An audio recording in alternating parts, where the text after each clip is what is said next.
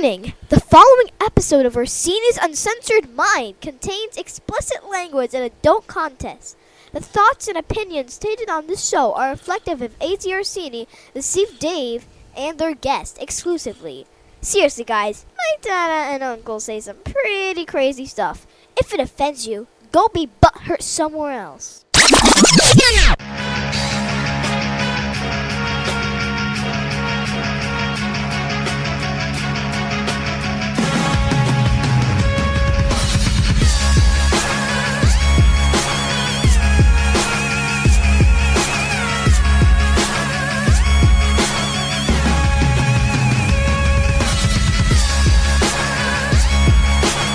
Welcome to Orsini's Uncensored Minds, and now your host, AJ Orsini with Dave. Don't let that question mark fool you, Dave. Are you with us? I'm eating popcorn. He's eating popcorn. I need you on the mic as expeditiously. Hold on. No, time out. We're gonna give me flowers. I'm gonna interrupt everything. Okay. To give me flowers. To give yourself flowers. Not only am I here. Yes. Oh yeah. And you're stepping on that, by the way. So chill out. Okay. All right. So, Okay. Not only am I here, do you have like one of those bomb noises you can hit here for a second? What noises? Okay. One of those bomb noises where it goes. Oh yeah. I actually do. Give me. Oh, do you really? I think I do. Hold on. Let me go to bomb. Oh, yep. Here we go. No, it's okay. Ready? It says ready, boom. Ready? It doesn't Hold say on. bomb. Not only it says boom. Yeah, it says boom. I don't know what sound's gonna come out, but say what you're gonna say, and I'm gonna hit. Oh, fair enough. Yeah, Russian roulette. Let's do this. Yeah. All right, ready? Uh-huh. Not only I'm ruining this whole thing. No, that's not all right. only am I here, Uh-huh. but I'm here early. Oh, that is a bomb sound. Okay, hold on. It was a pretty good bomb sound that was interrupted by something else. Yeah, I don't know. This thing was doing its own thing. I did it again. Look, see that? Yeah, he's here early today. No cuts. No cuts. We keep it all of it. Suck it, Samwise. He is in. He is absolutely here today, and he's early. We're early today, to the point where it actually left my wife very confused right now. Just 2 seconds ago, she was in here laying down like she was getting ready to hang with me until it was time to do the show. I was like, well, we're going to do the show right now. And she's like, oh, my God, that's crazy. I was like, I know. That's this dude right here. He's ready to go. He's ready to talk. And I just found another sound. What is this? Hey, we'll save that one. That one's going to come in handy. I know that one's going to come in. You know, when I started this podcast many, many moons ago, for some reason, I had it in my head that I was going to use drops, and we're on 313 episodes as of right now. I don't think I've used any of these drops ever. Oh, I could use this one for you. You know when the what is this? This is called Black People React. You know remember what the people who overreact to the freestyle?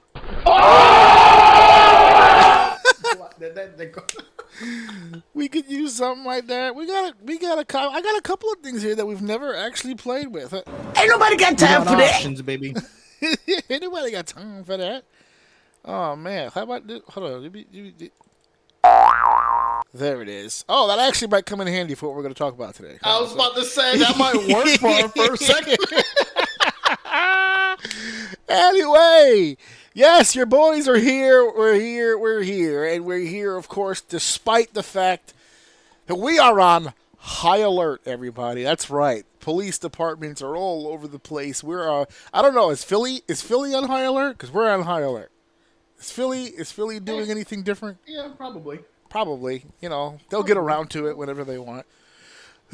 Our city is completely under surveillance right now. We're on high alert because there's a lot of stuff happening in a place that we do not live, which is why I'm having a really hard time giving a fuck, but it's becoming something more and more each day. So really quickly, let's talk about what we're going to talk about on the show here today. Come on, don't keep us waiting. What's going to happen on the show today? So on the show today, we have several topics, of course, we're going to be hitting. I say, of course, because we always have several topics. I've yet only one episode so far in the history of OUM have we ever dedicated one whole episode to one fucking thing. But we have several things we're going to talk about here. Off the rip, we're going to be influencing two worlds together. We're going to do a little bit of the fashion industry and a little bit of the music industry with our opening segment, which will, of course, be involved with the brand new lip gloss line from rapper, influencer, basic overall inspiration for hood women everywhere, Sexy Red. We've got to go over this because it is hilarious, and we need to discuss it. Because that's what we do on the show. We talk about all the shit AJ wants to talk about. And Dave sometimes. Our second segment, we're going to be talking about Love, Death, and Robots on Netflix. I'm new to the party. We're already on volume 4. But there is much to discuss here because this goddamn show is a mindfuck. I absolutely love it. I embrace it. I encourage it. Everyone should go out and watch this shit. Because I know most of you will either love it or hate it. It's not gonna be anywhere in the middle. You're either gonna love the hell out of it or you're gonna hate the shit out of it. And I like stuff like that. We're also gonna do a brand new What If today. We're gonna talk about what if The Rock never got his Nation promo. Several times around that era, around the 97 year, after his injury, actually before his injury, leading up through his injury, there were many times when the WWE considered actually releasing the then Rocky Maivia, almost not giving us the legend that we have today. So we're going to talk about what actually that career spawned off of this promo. So we're going to start off by discussing what if he didn't have this promo and what the WWE would have looked like in the short and long term had we not had the superstar known as The Rock. We'll discuss that here today. John Cena reenacts the pipe bomb promo from 14 years ago. The tables, literally, the Slim Jim table turned this past Friday on SmackDown. We'll discuss that pipe bomb promo and what it means for this weekend, which of course brings us to our main event as we tiptoe around a topic that is too taboo for OUM. We're not here to discuss politics, folks, but we're not going to put our heads in the sand either. There's some safety issues. There is a lot of convo, a lot of things abuzz in the wrestling world right now, considering WWE, the number one flagship company in the business, is headed into hostile territory. We'll talk about all that here today on the show, and I'm not going to keep you guys waiting. We have much to discuss. And hold on, I got to see this one. Hey, we got a con horn over here. Yeah, I think I'm going to play with these drops today. I think today's the day. Today is the day we do the drops. I've made the decision. We're doing this. But first, let's get into Seg 1. Let's begin segment 1. Segment 1 begins with our fusion here. We're going to talk a little bit about the line of fashion and music. And before we get into this, I had to go to my professional. I had to go to my woman professional. I had to get a glimpse of what it's like to be on the inside world and get a little bit of help with the terminology. I wanted to make sure that my terminology was correct. So apparently, women love lip gloss, right? Oh yeah, that sticky bullshit they always put on their lip. I hate lip when gloss is cool. Yeah, lip gloss is popping. That's what I've heard. Lil Ma's never ever steered me wrong ever in her life. So I gotta take that. So I'm gonna take that one to the I don't know. Chicken noodle soup with a soda on the side kind of fucked me up. But that's another conversation. Whoa. I was going to say, yeah, you're not going to sit here and deny that a soda on the side with some chicken soup is not fucking banging. You're not going to fucking tell me that. No, fuck out of here. Anyway, let's move on because we're going to take a whole episode on that shit. Let's go. We got to do a food episode one day and just all food. But yes, so I went to my professional, and of course, as per the use, she doesn't have a clue what the answer to my question, which was, with lip gloss, it's not like a stick that just says lip gloss on it, right? There's usually other things. There's other names on there, cranberry or whatever the fuck, right?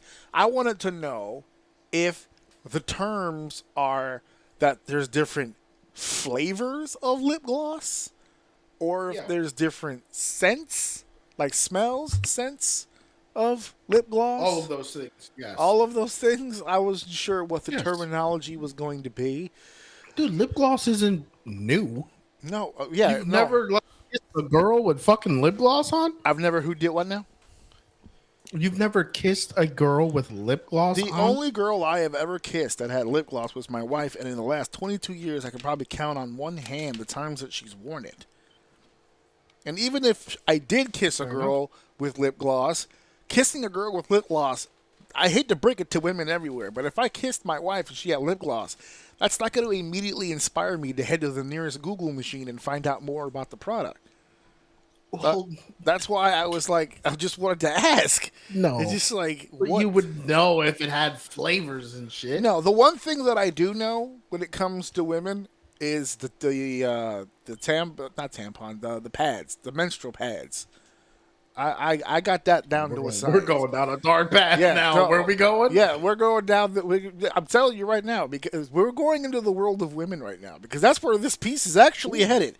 Because if you think about it, bad look. I can't think of too many women who are going to be down with this, right? So we're going to be talking about the world of women here. Fuck it, let's go down this path. Who gives a shit? We're married men. Who's blocking us from shit? Nobody. When this conversation over, our wives are still fucking us. Who gives a shit, right? We've got nothing to lose here. We're playing with house money. So here's the way that I figure it, right? I figure I ask, right? Of course, she don't know, because as much of a woman as she is, she's not much of a girly girl. So she didn't fucking know. She's like, I don't know, flavors, scents, one of those. I'm like, oh, thanks for the fucking help, Jacques Cousteau. So I said, all right, I'm just gonna eyeball it, right? I'll go to the Google machine, figure some shits out. So I figured out that it turns out that depending on the company, they actually use both, right? Some companies would use flavors, some of them would use scents. It doesn't fucking matter. So we're splitting hairs at this fucking point. Anyway, Sexy Red. She is a rapper, which most people would throw the word rapper on her with quotations and care. Because not many, she's got her fair share of fans. We'll just say that, right? The people who like Sexy Red are the same people who spend, 60% of the day scrolling through World Star Hip Hop, right? It's that kind of crowd. It's the projects. It's the hood. I don't know. Before we did this episode, when I was telling people what we were going to talk about, and I brought this up, I knew people who were from the hood. I mean, born and raised, generational hood shit, who just kind of rolled their eyes and were just like, this fucking shit. But I couldn't ignore it. How about you? Were you surprised when you saw this on the rundown? In what way? Surprised that, did you hear about it before I told it to you? No, this is the first time. It gave me so much joy when I saw it. It was just funny. It's hilarious. Because here's the thing. I like her. You do? Like, a lot. No, I don't. Oh yeah. Okay. I don't listen to her music. I'm not when it comes on, it's a laugh, right? Right. I'm not putting her music on when I'm by myself. That's kind of fucking crazy. Yeah. But if it just so happens to come on, I'll get it's her shit's like boppy and it's like funny and raunchy. But that's what I like about her. Like she's just I don't feel like this is a gimmick. Like I really feel like this is just her and someone was like, let's put some money behind it. And she just is herself. That's the vibe I get. I don't know. Maybe it is a character. I don't know. But I think she's dope. It feels too real for it to be fun to watch. But let me tell you something. If you don't think this shit's gonna sell out, you're fucking crazy. She's about to come up off this shit. Well, that's crazy. I first met Sexy Red because I don't know if you know this, but she's been on NXT a few times, and she's actually been on. What do you mean? She was a guest on NXT television a few times. Oh, okay. And she was a guest on Raw one week too. I forgot which one it was. So that was. Actually, I am mistaken. That's not the first time I saw her. The first time I saw her is when she went viral the first time with I don't even know the name of the song. It was one of her first songs, like before she even got signed, like on some World Star Hip Hop shit. And she just put a track out, and she went viral because of the lyric about her booty hole being brown. Pussy something pink, booty hole brown. Yeah. That one. That infamous mantra that she put out there, that manifesto that changed the world of female rap hood forever.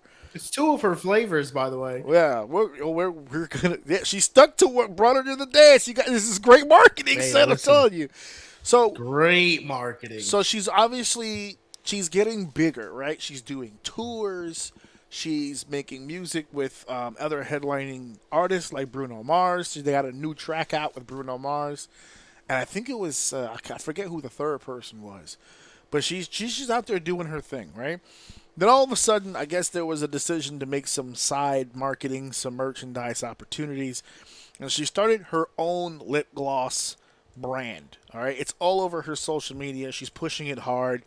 So there are 8, we'll say, flavors or scents, right, that are accompanied to the lip gloss, and it's making some noise.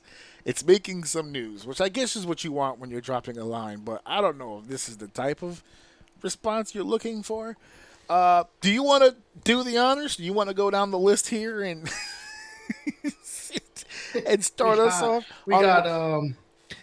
We got one that was probably gonna be my personal favorite. Oh, right off the bat, Coochie Juice. Coochie Juice. Oh yeah, Coochie Juice. Coochie Juice. Named all of her things. I'm hoping. I can't see the ingredients because I think she puts it in there. Yeah. I feel like this is gonna be like a little coconut-y. A little coconut. A hint. No, I don't know. That's what I'm looking for. Are you associating it with health, with like health purposes? It's like it's gonna be good for your skin. You know, it's gonna exfoliate a little bit. It's like drinking coconut water. You know, can never go wrong. Can never go wrong with some coochie juice. Coochie juice. Now this one you got to be careful because this isn't for everybody. Booty hole brown. See, now here's the deal. I'm gonna go ahead and say this for the record. I don't like pulling back the curtain too far. I like my private life to be private. But I'm 42 years old, and I have never eaten an ass in my entire life. I believe that streak will continue all the way into death. So, coochie juice. If you were ever curious, this is a safe way to kind of test it. I'm going to go to the store and ask the clerk, hey, you got any of that booty juice? Get that booty hole brown. Yeah, you got any of that booty hole brown? So I can kiss my wife. Say less, fam. I got you. I got the last one, so it's still like hotcakes. Got the last one. You can run home, give it to your wife. She can put it on her lips, and you can see what it's like to eat some ass. Oh man, as close as you're gonna get to the ass eating experience. Now this next one's low key disrespectful. Oh, like if you kiss me with this shit on, I'm gonna be mad. I'm gonna be mad. Next flavor is. What'd you say? Go ahead. Oh, the next flavor is nut. Ooh. Now for the prudes out there, nut is slang for semen. Semen. You know what? Cum. Yeah, cum. You know, for most women out there who don't know, she's naming it after your reward for a job well done.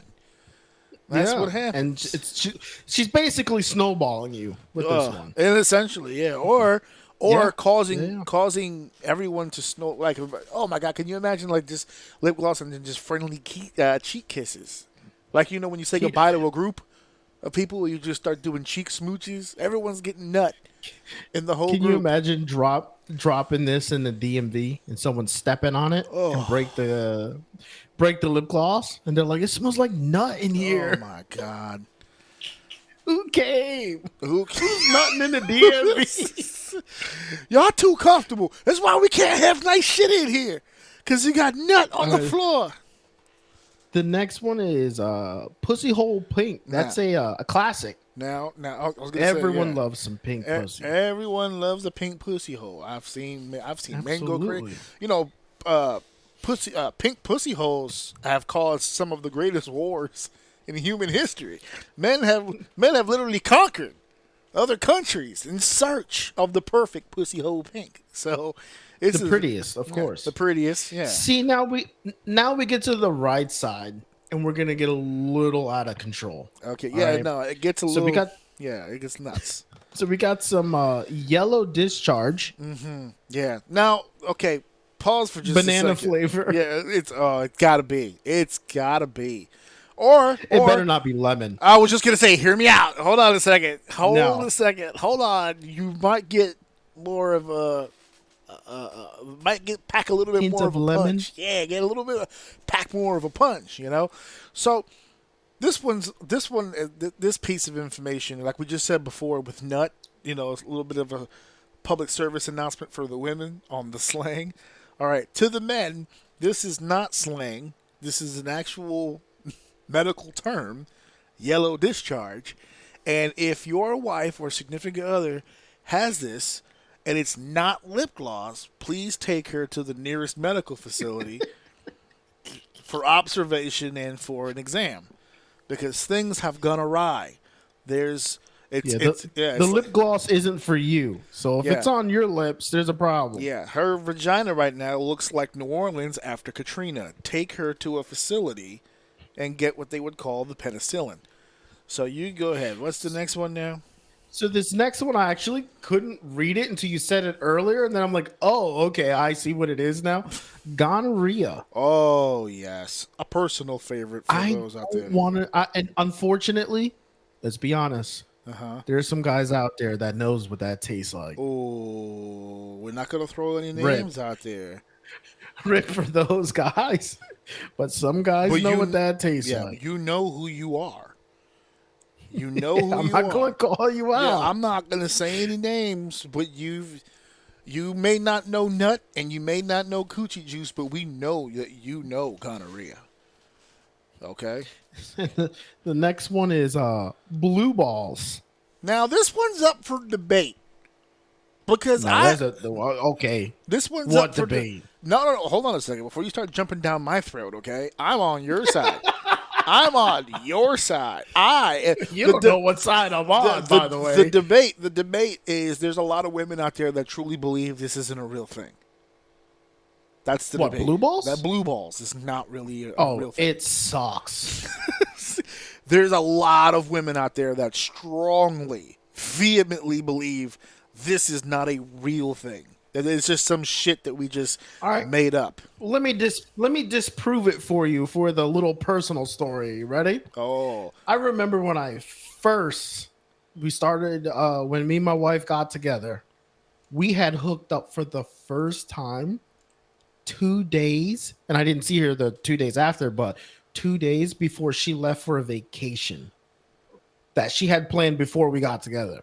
So she was going to Detroit, and I had been with her for the first time, and then she left. Boy, I tell you, my shits were swollen. I tried so hard. I've been doing it for decades. I said, I can get this out. I can get this nut out. I don't know why. Wouldn't work. Couldn't do it. It wouldn't happen. I finally got it out and I had blue balls for like freaking 2 days.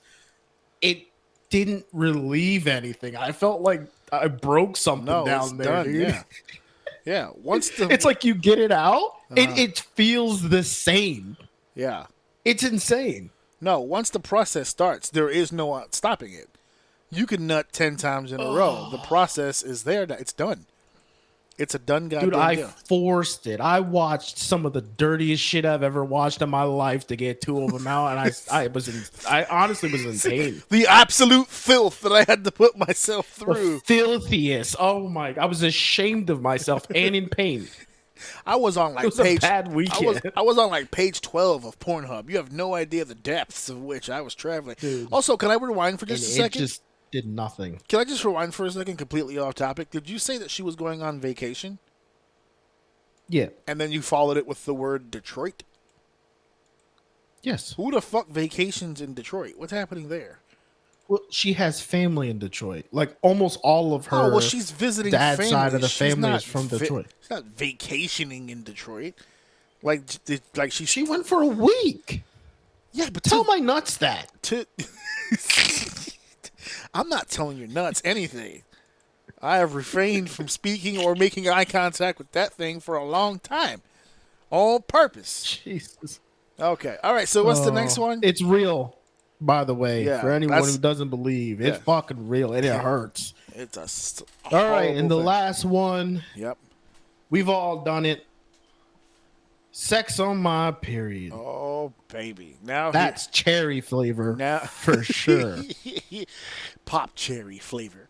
So here's my hot take. I get heat for this every time I say it. I don't think I've said it on the show before. I don't like sex on the period. Don't do it.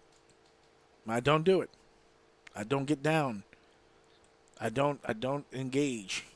But you've done it, especially in the early stages. Well, in my youth, sure. When the supply is not as readily as it eventually became, you take like most young men, you take what you can get.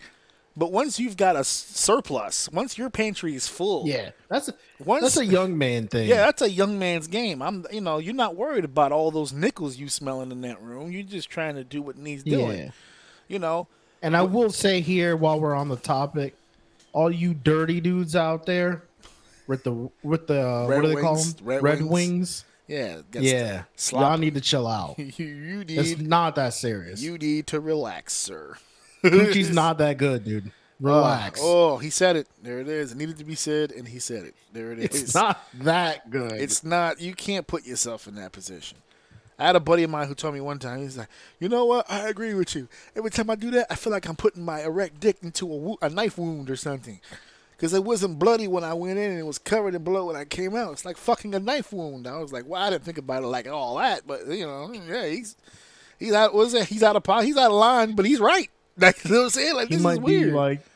He might be more sick than he understands if that's where his brain went, but okay, that works. Yeah, I think you should explore analogy that. Fits. Yeah, it fits, but I think you should seek, some extra help to figure out how your brain took you there in the fucking first place. So we just wanted to go over. We just wanted to go over some of the flavors or scents here, just because this shit caught us completely by surprise.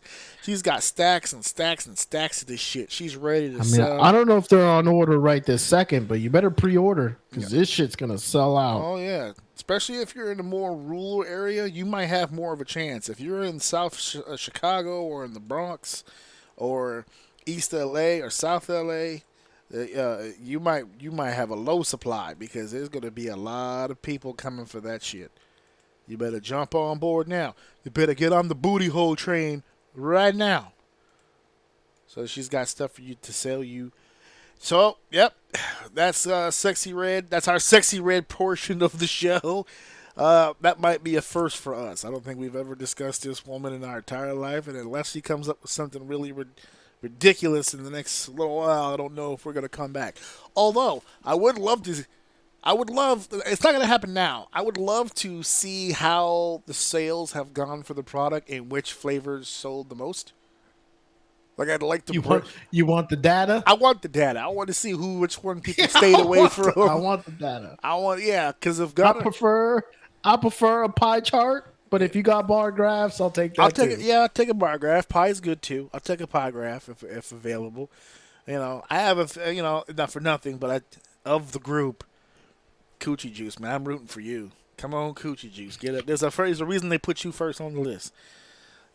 I think Nut is going to be low on the list, not because of what we're saying, but as my wife put it, of all the flavors and of all the scents, you can kind of get a color base on what some of these would look like, and she goes, I think Nut would be more appropriately transparent, right? Like, she was like, I just feel like it would be transparent. We got the color right here. So if Sex on My Period is red, if you go all the way to the left, which one is it? It's 1, 2, 3.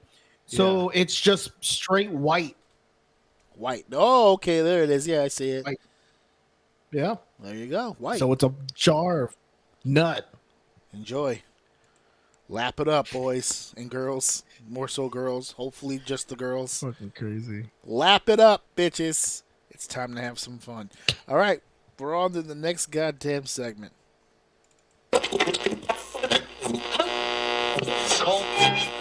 Next up, segment 2.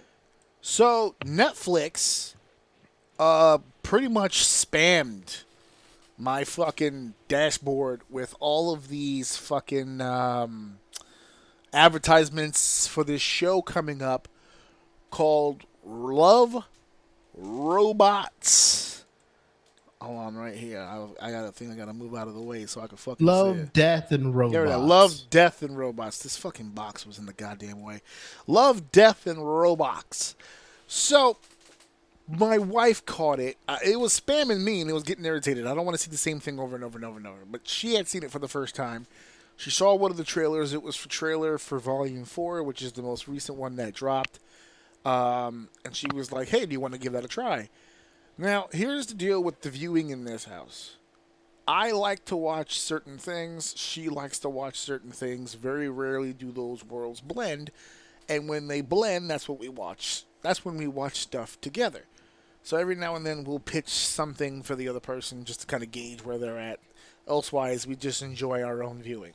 On this one, I was like, fuck it. Let's give it a shot. At least I don't have to be sober when we watch it. It might make it more interesting. So she only saw the trailer for 4, but she goes, I don't know if they connect. I should probably start it from the beginning. Spoiler alert, they don't. The stories don't connect. Each episode is its own world, untethered to anything. Not only are they completely untethered to any episode within the season, you could literally watch this show on fucking shuffle, and it won't fucking matter. Because they're their own fucking things. Which I think is fucking great. This is a show that encompasses the ideology of storytelling and creativity. So they have some episodes where it's like 8 minutes. There's like one episode I think that goes the longest was like 14 minutes. But they usually stay within 8, 10, 11 minutes. And personally, as a person who considers himself a pretty creative person, some of this shit is fucking crazy. It's crazy. They're able to do things in this small amount of time that I feel like I feel it's a true test of creativity. Because not every episode hits. Some episodes, they give you a little something and you watch it and you go, okay, I wasn't really feeling that one. That was a little weird or a little slow or whatever. And you move on to the next. There are some that they did where they go, oh shit, I wish there was more of this. Like, can't we do like a full show of this? Like, this is so awesome. This is so great. And it really fucks with your head. Some of these are comedy. They're really funny. Some of them are action. Some of them are horror or thriller. Some of them are more dramatic or sad. Some of them are literal mindfucks. Literal mindfucks. Like, it was designed to fuck with you. To where, like, a scene will start in one way, and you'll watch the scene unfold. That's how it begins.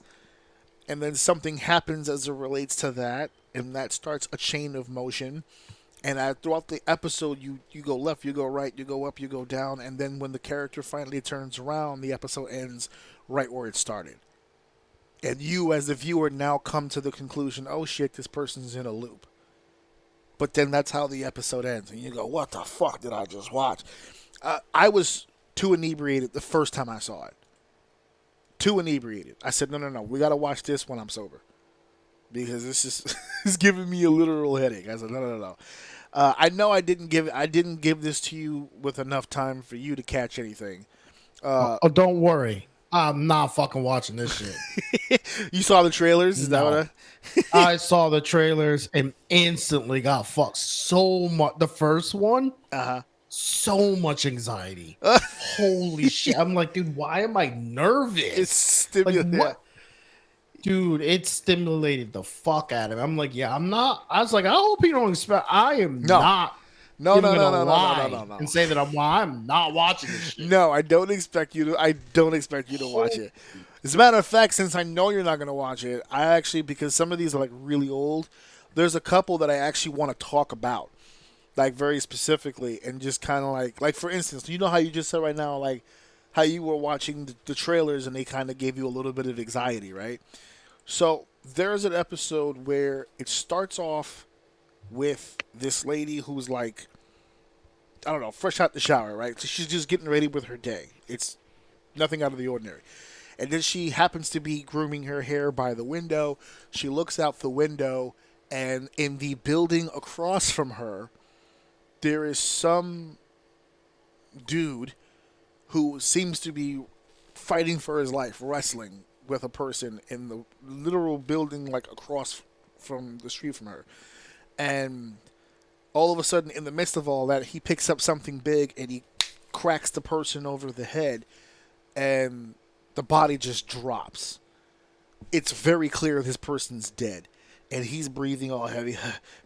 And he turns and he sees her in the window, and now she's frozen in fear. She doesn't know what to fucking do. So all of a sudden, he just darts towards the door, like to leave. So she fucking freaks out.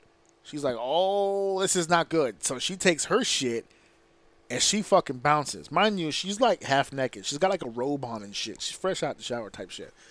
So she starts running and he starts chasing her. And at first you're thinking, oh, he's trying to tie up loose ends, right? He doesn't want her being able to snitch because she witnessed a murder, blah, blah, blah.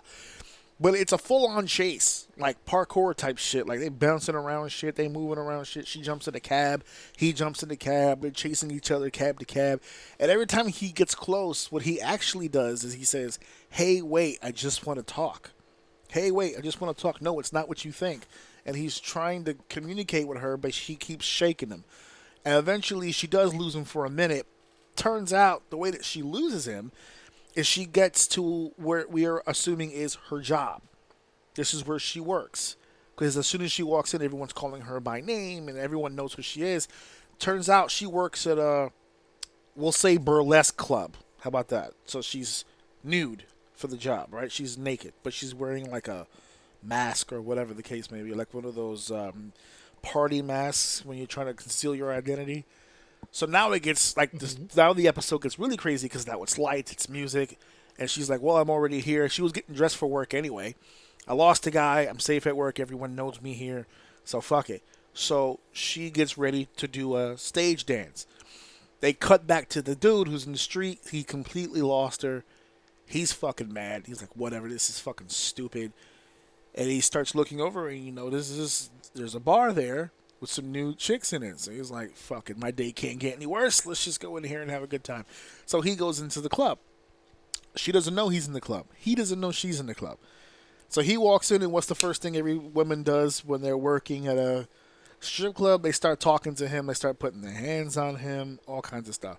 So he's getting all kinds of attention. He's starting to feel better. She goes on stage. She's wearing the mask. She's butt-ass naked. By the way, this is on Netflix. She's completely naked.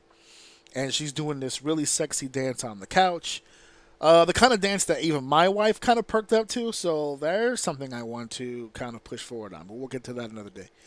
And so she's dancing. He's getting distracted by the women, blah, blah, blah, blah, blah. Then there's something that happens where the mask comes off by accident. And she turns around to pick up the mask. And when she does that, she meets his eyes. He sees her. She sees him. And she panics, and she jumps off the stage, runs to the back, and the chase begins again. Now, she's got the robe on, but it's open, so she's in the street, titties just moving around. She's just doing shit. And they're chasing, and they're chasing, and they're chasing, and eventually she goes down an alley and up into a building, and she keeps knocking on doors for someone to help. One of the doors opens up, but no one's in the apartment.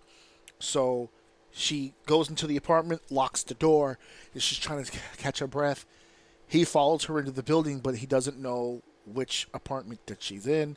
So he's trying to knock on doors. Whoever answers the door, he just keeps walking. If they don't answer, he breaks the door down.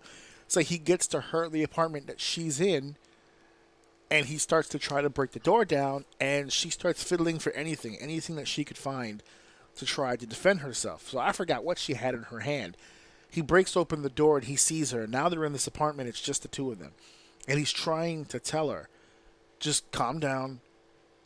We just need to talk for a second. This is not what you think it is. And then right when he says that, he like lunged to like grab her by the hand, which sets her off. Is a whole thing. They're going back and forth, blah, blah, blah, blah. She tries to defend herself. He fucking swings something, misses, and she cracks him over the head. Boom. He hits the ground. He's bleeding out of his head and it looks like he died. She leans over and she's trying to catch her breath. And she leans and she looks to her right. And now she looks out the window. Across the street in the building across from her is the guy who is the same exact guy that she just killed, the one who was chasing her. He's in the other window brushing his teeth, looking at the window, watching her kill somebody. And then the episode ends. And my wife and I were like, wait, what the fuck? It's like, wait a minute. So are they looping? Like, are they taking turns? So now he's going to chase her, and then he'll kill her, and then he'll see her in the window. Like, we're just going to keep going back and forth? Are they entangled in this web forever? And it's just short, so we'll never see it again. So we're like, fuck. Yeah, that's too much for me. That was the one that I saw when I was high. I was like, no. I got to watch this sober because it's messing with me. There's another one where this lady was like abused as a young girl. So she got, she was raised in the streets. So she just decided to turn that anger into something else. And she became a fighter and she was defending herself. And as she grew more, the world around her changed. And they have these things, how do I explain it? You ever seen Real Steel with Hugh Jackman? Yes. With the big robot fights, and he was doing the boxing, and the robot would mimic him. Same deal. She puts a headset on, and she gets to control this big monster beast. And the two beasts will fight. But they have the fight, usually, they're fighting with their minds. And she controls this thing, but she uses her own unique fight style that she learned growing up in the whole deal. And so she's becoming real famous on the circuit because she's really good. She hardly ever loses.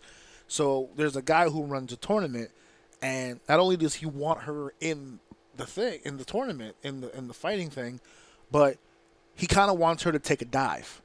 And she refuses to do it. She doesn't want to do it. So he gets pissed off, but he's like, fuck it. I can't make her do nothing without, whatever. So I'm going to put money on this person. He does whatever he does. So he put money on the dude because the dude is really his champion. So he's like, he's going to fuck you up. She's like, no, not only am I not taking a dive, I'm going to fuck him up. So he puts money on the other dude. They have a fight. It's a really tough fight. She almost died like twice. But in the end, she wins. So when they go back to celebrate, the dude who runs the tournament, he's got this big tittied fucking blonde beautiful fucking woman who was like all over him earlier. She comes into the room to tell her that her dude is not happy with her at all for winning this fight. He's pissed. You got to be careful. You might want to get out of here. He's gonna do some shit. Like she's making it sound like she's really concerned. So the original girl that I'm talking about, she like thanks for the the heads up or whatever, but I'm not in a rush to go nowhere. Fuck him, da da da. And then she starts flirting with the blonde, and they're flirting back and forth because she is extremely fucking hot, no doubt about it. They're going back and forth, blah blah blah blah, and then the blonde one stabs her. Boom, it's a setup. Here comes the dude. Yeah, I told you not to fuck with me. Now I gotta kill you. Now I gotta fuck you up, blah blah. And they beat her up. And then eventually when she gets to the ground, she could barely breathe. She's all fucked up. They literally cave her fucking head in. Boom. And like it shows it. Like the foot goes in and then lifts the foot up and they show like a caved in face. It's fucking gross. And then the guy, like, he thinks the night's over. He's like, all right, see, handled business. All of a sudden behind them, the avatar that she controls with her mind wakes up. And just starts mauling the ever fucking love out of the fucking dude in the blonde chick. Fucks him up. And when her teammates come back into the locker room to see this fucking massacre that's going on in there, it's revealed to the audience that somewhere along the line, she took her own mind out of her body and put it in the beast. She lives in the beast. The person was the actual avatar. So they killed the avatar thinking they killed her. she's the monster. So earlier in that monster fight when she almost died twice, that was literally her, as opposed to the other way around. So that's why she was acting so cocky, because she knew that even if they killed that body, they wouldn't kill her. No one suspects that she's the actual beast. So shit like this, mind fucks, you know what I'm saying? And by you, all that shit that I just told you was like a 10-minute fucking day. That's crazy. Which is amazing because their ability to do any kind of character development and any kind of plot within that time frame is fucking amazing. There's some that don't hit. You watch it and it's kind of slow and you just go, okay. Then there's one episode that they actually have more stories of them. There's one episode with them in season 1, 2, and 3. They brought them back 2 more times. It's 3 robots walking around Earth after the humans have all been wiped out. So there was a big robot revolution. They won. There's no humans. So now they're just walking around what I guess would be the ruins of what humanity was, and just looking at all our shit and just trying to figure out why we did such goofy shit. He's like, what the fuck is this? I don't know. Oh, it's something they use to comb their hair. What the fuck is hair? It's fucking hilarious, the fucking way that they all went back and forth with each other. But they have some that are funny. They have some that are like super like deep. Like there's relationships that you kind of like. This one lady raised this alien, but it was like a little baby dog or whatever the fuck. And she like raised it, and she found it in the middle of space, and she saved it, and she raised it, and she fed it, and they became close friends. And even when the ship was attacked, the little thing would like try to defend her, and then by the end of the episode, it eats her and consumes her, and then goes back into space to be found by the next person. So it's like, it's sad. It's like, this shit's kind of fucked up. But I love the show. I advise. Dave said he's not gonna watch it, but I advise everybody who at least to give it a shot, because it's fucking awesome, and it's out of pocket so much. There's one where there's no dialogue. It's just stop motion little people, and aliens came down to Earth and started shooting up the town, and they started probing people up the butt. And then there was one dude who didn't get probed, so he got mad. He just went to the middle of the city. He was like, "What about me?" And he pulled his pants down and just like sat there with his ass out. And then they put the light. They put the light on him, boo, to bring him up. He was like, "Yay!" So it's like sometimes it's funny, sometimes it's like it's kind of weird. You know, it's kind of fucking weird. That's fun. The stuff you spend your time on when you ain't got much to do. I completely. I respect it. God, boy, I'm glad you did it. So I didn't, because that trailer fucked me up. Some of those sound really cool. I'm not gonna lie. Yeah, but I don't have it in me to find them. I just don't. Yeah, you gotta sift through. It looks very interesting, but it's a trigger for me. And no, thank you. I'm good. It's very. There's some that are like also very graphic. There's one where like people, it was like what do you call them when they go digging in other lands to find discoveries? Archaeologists. There it is. There was a team of archaeologists who rented out mercenaries to find a tomb, not realizing that the tomb that they had found was actually Dracula's. But this Dracula isn't like the Dracula from like the TV with the slick back hair and the high, fucking with the cape and the fucking high neck. This was like old biblical time Dracula. So it's like a vampire that looks like a maniacal dragon that just like fucks shit up and like squeezes people's heads till they pop and like rips. He turns your skull like you opening a fucking Sprite bottle and just fucking, oh my God, like half your fucking head comes off. Yeah. So like all of the mercenaries are like thinking of all this shit like it's a joke, because it's, to them, it's bullshit. It's a job, whatever. But then he finds what he's looking for, and all of a sudden, niggas is getting killed left and right, and the one main dude is just like, what the fuck? Like, he's literally saying, what the fuck? Like, they lock themselves into a room, and you can hear on the outside of it him the fucking thing stalking around trying to find a way in, and he was like, "This is fucking crazy. Like, are we really fighting Dracula right now? This is insane. What do we have? Like, inventory-wise." And there's this one lady who's like, "We got this, we got this, we got this. And I got a little C4. He was like, "What the fuck was the C4 for?" He was like, "I tell you what it wasn't for, Dracula. I didn't know that was going to happen, but I bet you're glad we got the C4 now, don't you?" So it's like, it's crazy. This show is nuts. It's off the wall. I can't actually believe that Netflix had any hand in this, because it's all done by different animation studios, different directors, different writers. This is almost like a low budget kind of indie project, but it's on the Netflix platform, which is fucking crazy. I don't think there's anything right now not on Netflix. They're working on getting sports there. Once they get sports there, that might be it. They got everything else going for them. Netflix right now is kicking ass. Netflix is crazy, and I still need to investigate that video game thing because that's nuts. Yeah, you brought that to my attention not too long ago about the games on Netflix. I thought you knew about that already. I see them all the time online. I've never played one on my TV yet, but the option's there. I've seen it on my... I probably feel more comfortable playing them on my mobile than I would my TV. But, yeah, no, it's there for sure. Netflix right now. Don't get me started on the shit that's been going on with Raw. But we'll get there in just a little bit. So, yep, that's the show there. And let's get to our next segment. It's time for segment 3. If you smell... Come on, can we rattle them all off? Rudy Poo, it doesn't matter. A little Kumsi Kumsa. Strudel, right? He's a big fella. Like, there's a lot. Smackdown Hotel, Jabroni Drive, Know Your Old Boulevard. That's where it was, right?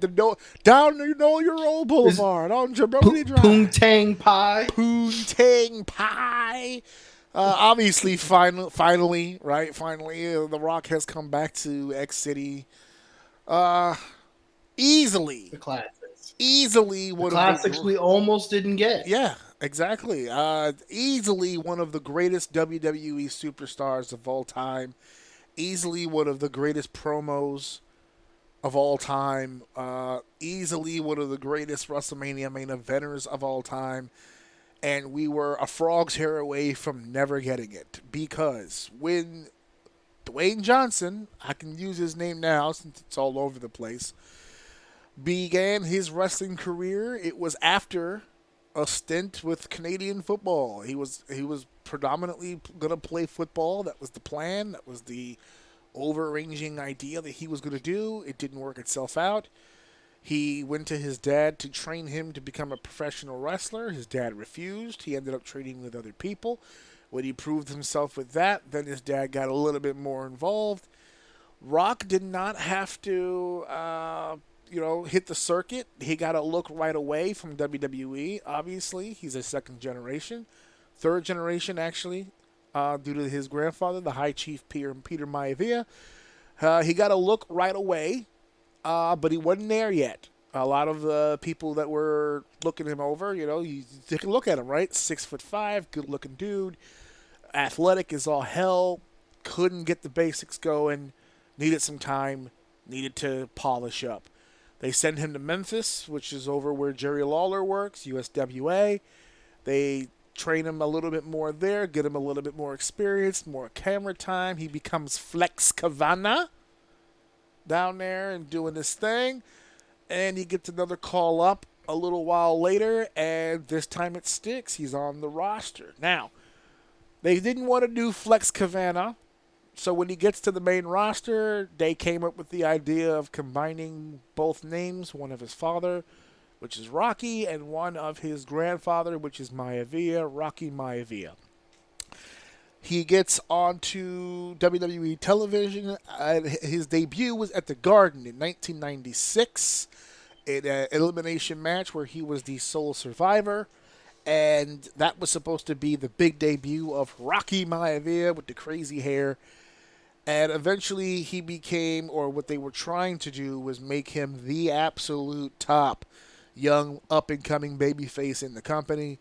And, we use the term now when we see it push down the audience's throat. We've heard that phrase a bunch recently. Well, he's one of the original cases. They pushed and they pushed and they pushed. They immediately made him a champion. He was the Intercontinental Champion for a long while. He's only been in the business a year or two. He's in the ring with Hunter Hearst Helmsley. He's in the ring with Bret Hart. He's in the ring with Owen Hart. He's in the ring with The Undertaker. He's in the ring with Stone Cold Steve Austin.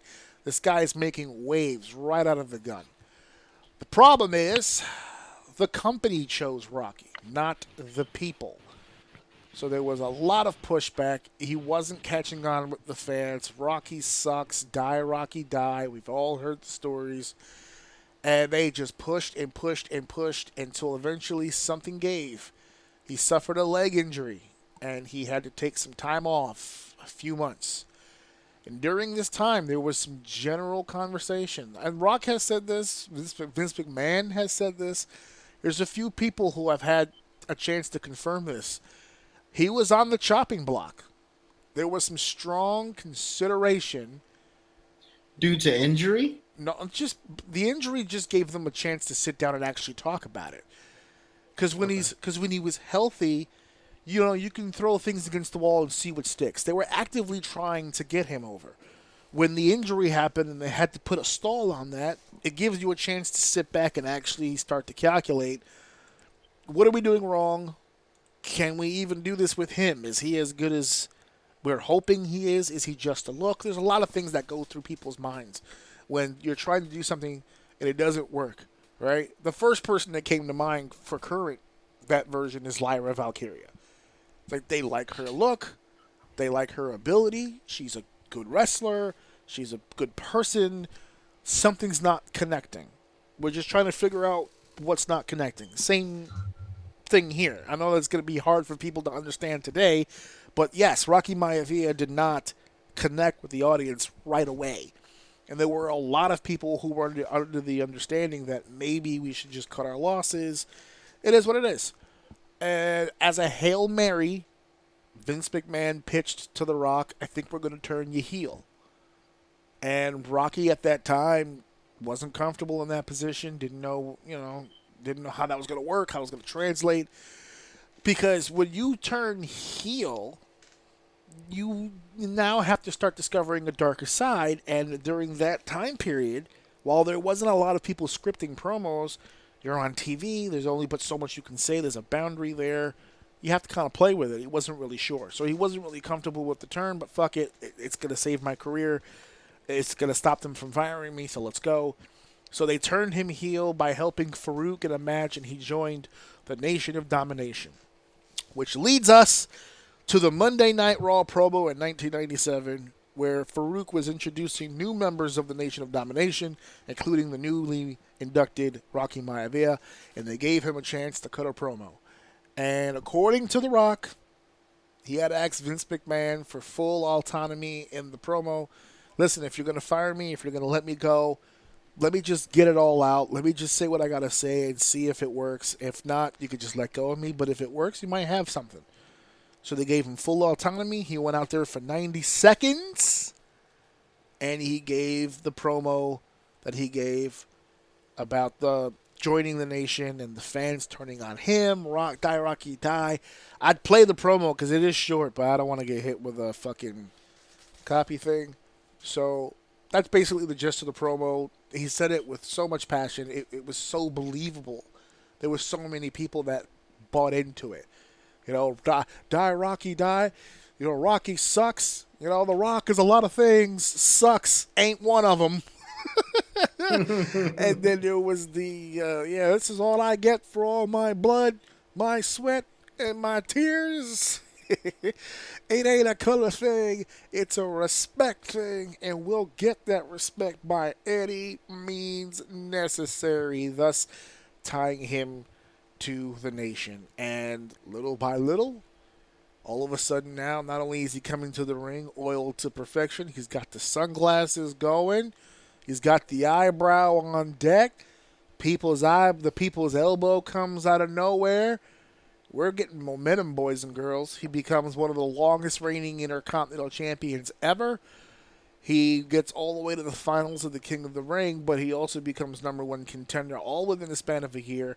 Eventually would become WWE Champion, multiple WrestleManias, yada, yada, yada. You know how the story goes. So, what if that promo actually never happened? What if, forget releasing him, because they could have just released him right then, it would have been easy. But let's say they did bring him back, but they didn't give him that time in that promo. What if he didn't have that exact promo? Would he have succeeded no matter what? Would there have been, you think there would have been another scenario that would have popped up at some point? Or would that have been the beginning of the end of him and he would have had to do something else and we don't get The Rock as part of the Attitude Era? That's the question. It sounds like he needed something like that, like inevitably, right? If he didn't have that particular moment, some sort of he stage. would have needed that moment, not that one, but he would needed a moment like that to pull himself out of where he was. Yes. Essentially, like just listening from the story, he needed it. So just from the story that you told, I would conclude that without that promo and him building that momentum and him having his back against the wall, like, okay, I'm gonna lose this. I'm losing this career. So let me just go all in. And once, I mean, anyone who's gambled knows the feeling of going all in, hitting, and you're just like, well, I can double my shit again. Like, you're still on the verge of like losing everything, right? Yeah. So it's like the next time you go out there, fuck it. You just become completely unchained. You no longer have that fear that you may say the wrong thing. I'm out tomorrow anyway. Fuck it. Yeah. So you go in there and you just keep snowballing it. Just keep going and going. And it's obviously in hindsight, all he needed was that confidence and that momentum. And it looks like he built it off of that promo.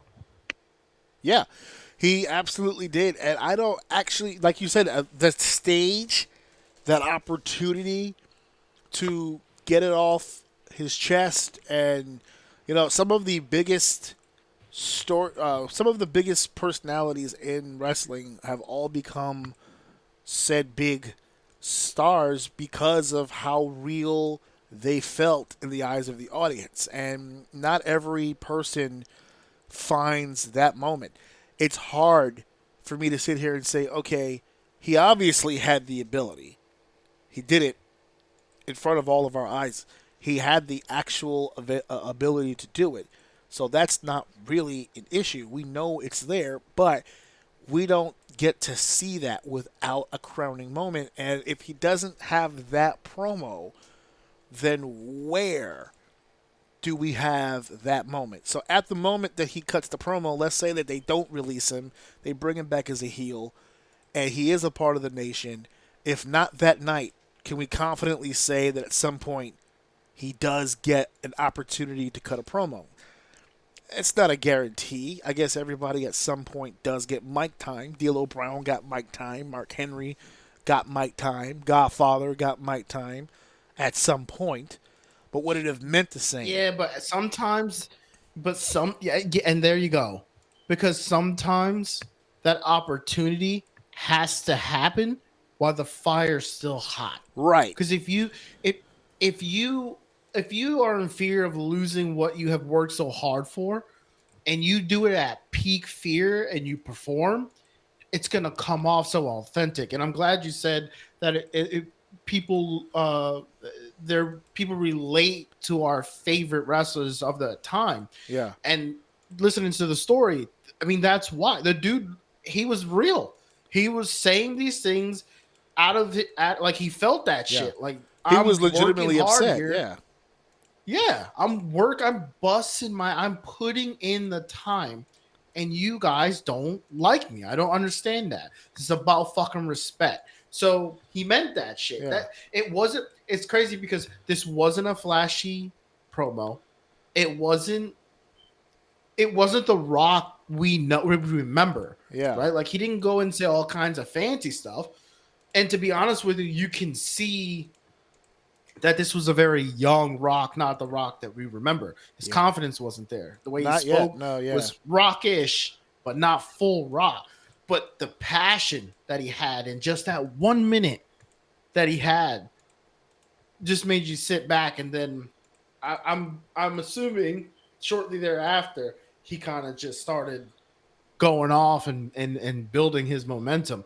But if he just imagine if he had 2 or 3 weeks to just sit on it and let that fire dwindle and accept being released, who knows if it would have been as passionate as it felt in that moment. I feel like he was at peak, like I'm about to fucking lose it all. Yeah. So I'm going to go out there and say what I got to say. Well, I think that we had mentioned earlier about timing, right? Let's say he doesn't get because that promo that he cut also was the first heel promo he had cut right the week after he joined the group. So he's the special referee for a Farouk match. He ends up giving the rock bottom to Farouk's opponent so that Farouk could win. It's a setup. He's on the take. He's in the group, and he does the salute or whatever. And then the next week on Raw comes the explanation, right? So Farouk's out there. He's cutting a promo for the Nation of Domination. Everyone gets an opportunity to speak. Rock speaks, and he hits you with a home run. Now, let's say they don't do it that way. Let's say that he's in the group, but there's no explanation to it. It's just, you know what? He took advantage of an opportunity. Now it's gang warfare. Let's say they go 3 or 4 months and the group is complete ass. Then he cuts the promo. Doesn't hit as well. I don't think it hits as well.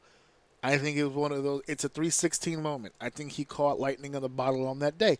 And you said it perfectly by saying that's not, we did it at the beginning, right? There's no Rudy Poos, there's no candy asses. I think he dropped the jabroni. I can't remember distinctly, but there's a few, that's not the Rock he would eventually become. You got a chance to see the realness before the pomp and circumstance.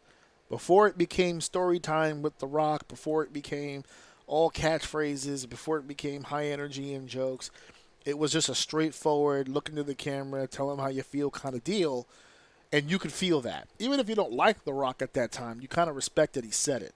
I'm still going to boo you, fuck you, but at least you had the balls to put it back in my face. And he built off of that. Balls.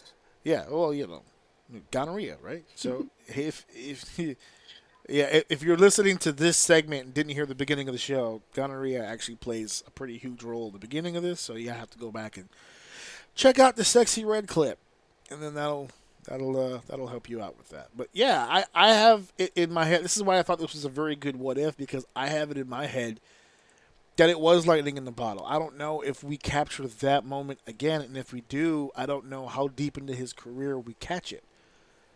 He's obviously got the ability. At some point, they were going to try again as a singles guy away from the group, but would it have had the same momentum? The charisma that we ended up seeing, do we see that if he doesn't build off of that first promo? I don't know. Now, the next question I have for you is, let's say he doesn't catch lightning in the bottle. Let's say he gets the moment, he shits the bed. That's it. They release him. There's no Rock. How different does the Attitude Era look without a Rock? Same roster. Just no Rock. How does that work? With the idea, if you can have the idea of, it's hard to answer that question because I think I want to say I don't think it changes that much. But that's with me trying to think of a world without him there. Like, it's hard to think of him not being there when we know he exists, so we understand what we're losing. Right?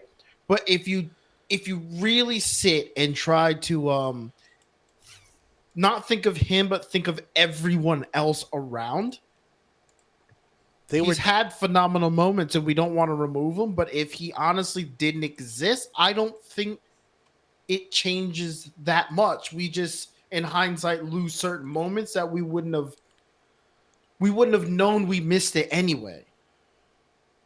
Does that make sense? What I'm trying to say? Yeah, I think it makes sense. It does make sense. And as you started talking, I'm thinking in my head, because if you look at the roster as presently constituted in that era, you know, if you don't have The Rock, I can only really think of one person that would have really suffered from not having that, right? So if you go down the roster, it's like, okay, Steve Austin, right? He's the top guy. He's number one in the company. He had a lot of knockdown dragouts with The Rock. Some of the most infamous confrontations in Austin's career was the Rock. If we don't have a Rock, is Austin still as hot as he was? I say yes.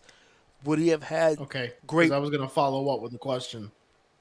Oh, what was the question about? You went a different way with it, so I didn't have to. I was going to ask, if you said I don't know, I was going to say, do you think The Rock made Stone Cold? No. And I guess I can follow that question with, do you think The Rock made anyone in that era? Yes. He, like, without that person, do they exist? That's why I said at the beginning of this, I could only think of one person.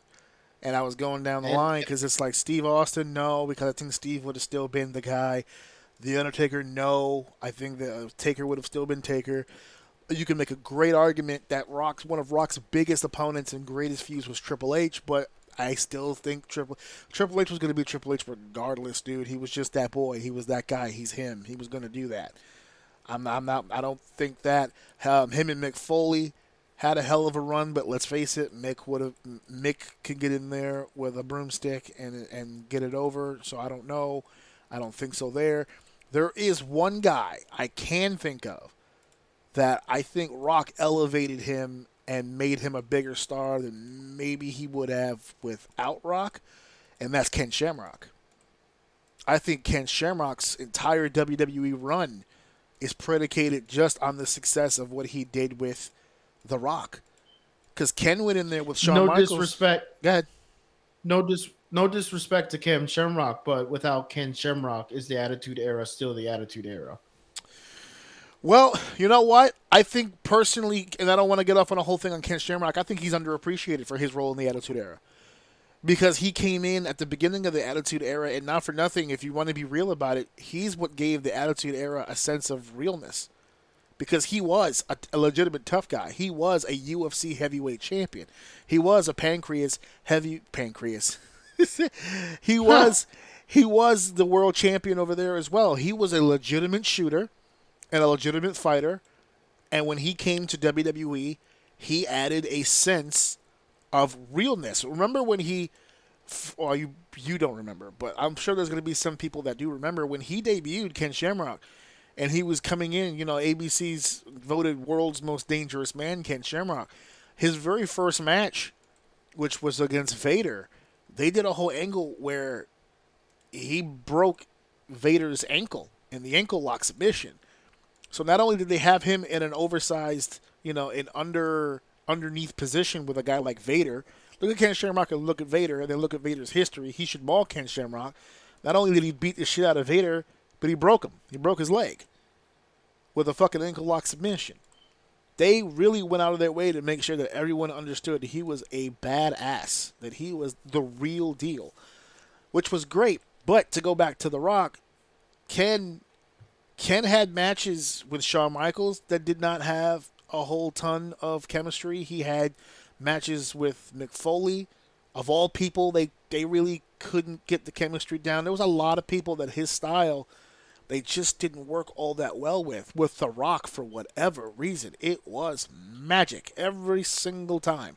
WrestleMania, no problem. King of the Ring, no problem. Monday Night Raw, zero problem. Whenever they were in the ring together, they were magic. If there's one guy I think that suffers with no Rock, it's Ken Shamrock. I don't think his career lasted, and his career didn't last long in WWE. He came in 97. He was out by 02, I want to say, 01 or 02. something like that. Yeah, he wasn't there long. And those matches with The Rock, I think, are what did it. But going back to The Rock, outside of Shamrock, I don't know. I can't think of a whole lot of people that really genuinely, like, I can't think of a list of people he made. I can think of a list of people who helped make him, but I can't really think of a list of people that he himself went out there and, like, simply by being in the ring with The Rock, they just got over. You know, I felt like when the WCW guys came over, Benoit, Guerrero, when the ECW guys came over, like the Dudleys and Tommy Dreamer and Rob Van Dam, I felt like all those guys came in and elevated him. I don't really feel like he elevated them. That just might be my own bias, but I just feel that way. So I'm not going to take away his accomplishments. He's one of the greatest of all time. I don't know if in that era, as deep as that roster was, if you remove The Rock, I don't know if it changes the Attitude Era all that much. And that's the point I want to make with that statement, is that that's not a slight on The Rock at all. That's a comment to how fucking stacked that roster was. Oh. Like, there's a few big names on that roster. If that one person, like, if we didn't get that one person, some you can argue it may not have been as impactful, but if you take one of those pieces out almost across the board, I still think it has a huge impact. Some may take away from the impact more than others, but I still think the attitude was more about timing and the way the business was being ran rather than the individual. They just ended up having so many individuals that if they didn't work, you can even argue putting someone else in that spot would have went off and we would have gotten something different. Like, that's how special that time frame was. So it's not a slight at him. It's just that roster. They were deep. Going. Yeah. And before anybody tries to call me a hypocrite, because not too long ago we had the conversation about saying that the Attitude Era was a little overrated. So someone's going to sit here and go, well, which one is it, AJ? Are they overrated or were they really deep? And that's the problem, because you guys don't have listening and comprehension skills. When I said the last time... Not the audience catching us straight. Yeah. When I said... No, because I know... Because this is how people think. They're going to go, oh, you just said not so long ago the Attitude Era was overrated. Now they were too deep, that they could lose The Rock and still be dope. Yes, because as stated on that episode, I said they were overrated because of their roster construct from top to bottom. If you've got 30 men if you've got 30 talents on a roster, okay, just to give you an example, what I'm saying is that the Attitude Era was overrated because 1 through 30 was not as strong as maybe, say, today. But that 1 through 10 is fucking sick, bro. That first 10, that first 12, strong as fuck. I'll take those 12 and I'll put them anywhere in any decade and they make money. That's the fucking difference. That's what I'm trying to tell people. They were deep on top. You know, The Rock. Imagine this. During the Attitude Era, he was fighting for television time. As it was happening, when he was going full Rock, when he was the guy that he was meant to be, and he was, full, if you smell all that other stuff, he's still fighting for fucking time. Austin's there. The only time that we really got a chance to see full fucking Rock is when Austin went down with the neck injury in 2000. And then it was just him on top as the babyface. We got a chance to see it then. But again, think about it, folks. Again, with that revisionist history, go back. He was only on top for that 1 year. And it wasn't even the whole year. Austin came back and they put his ass right back in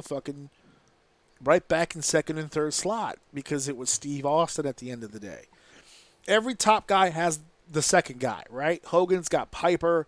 Brett had Shawn.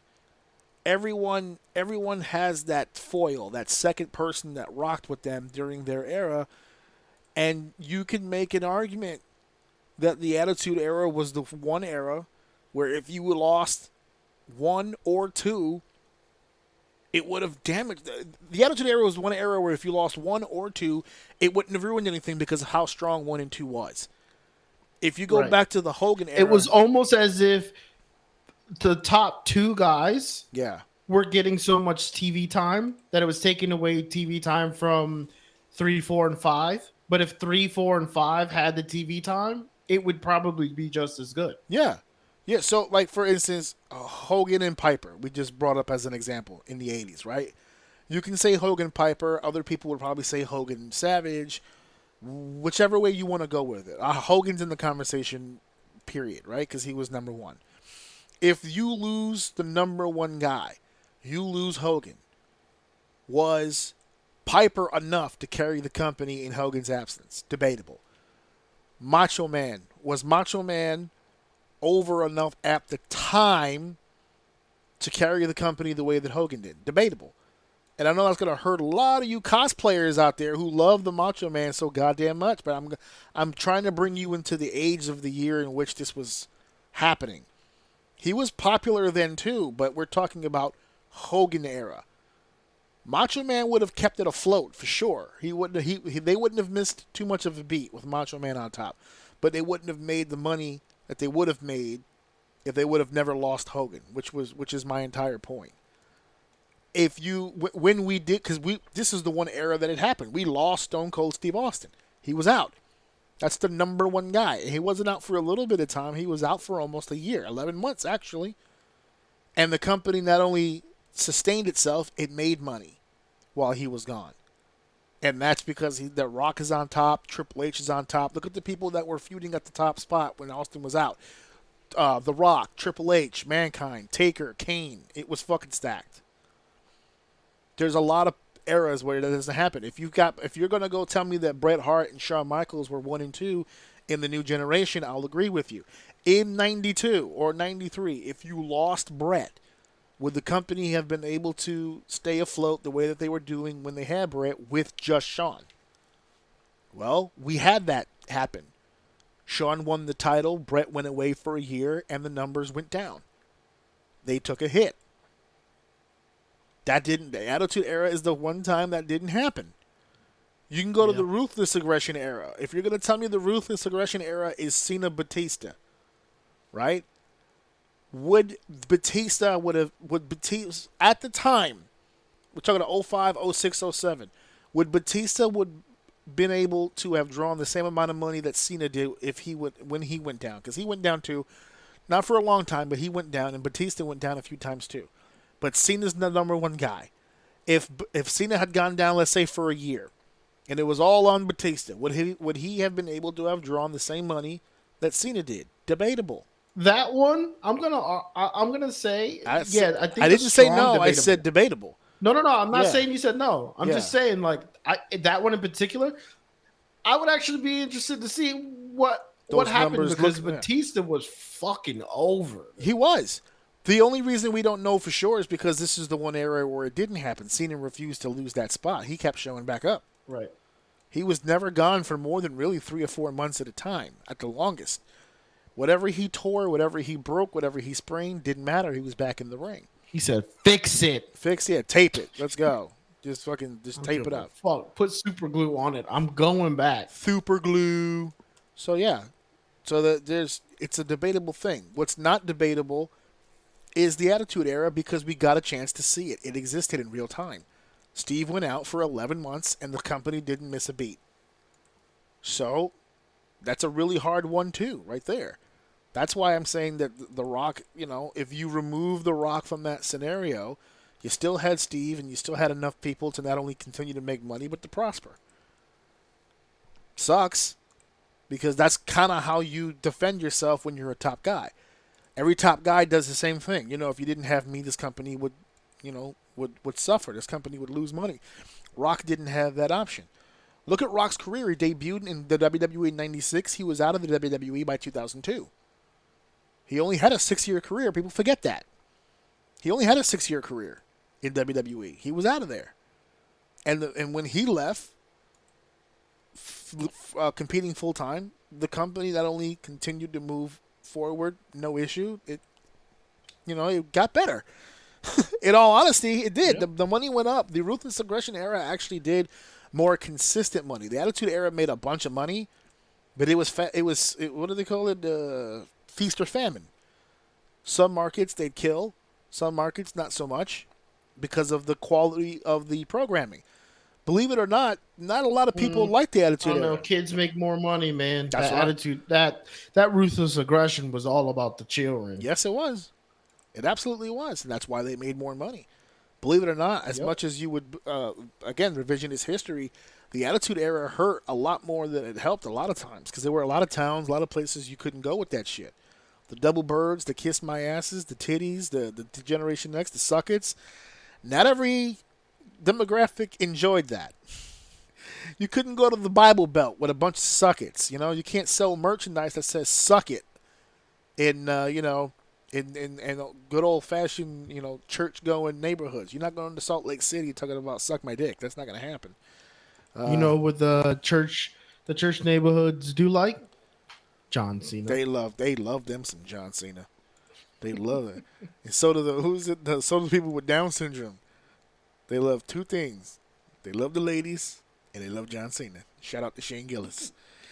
Yeah, that motherfucker's making grilled cheese sandwiches at night. I know it. So yeah, I mean, what if, right? What if? It's always a big loaded question. What if this person doesn't do that? What if this person does this? It's a lot to unpack.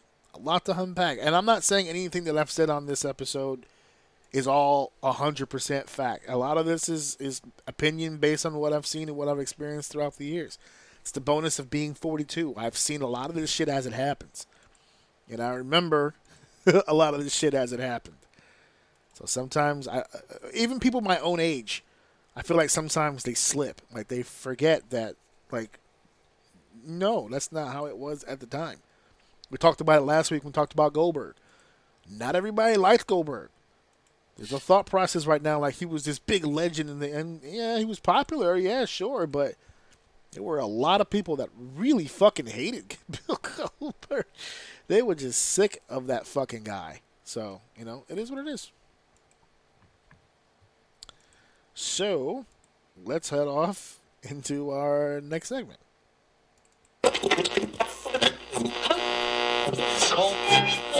Segment 4 is finally here.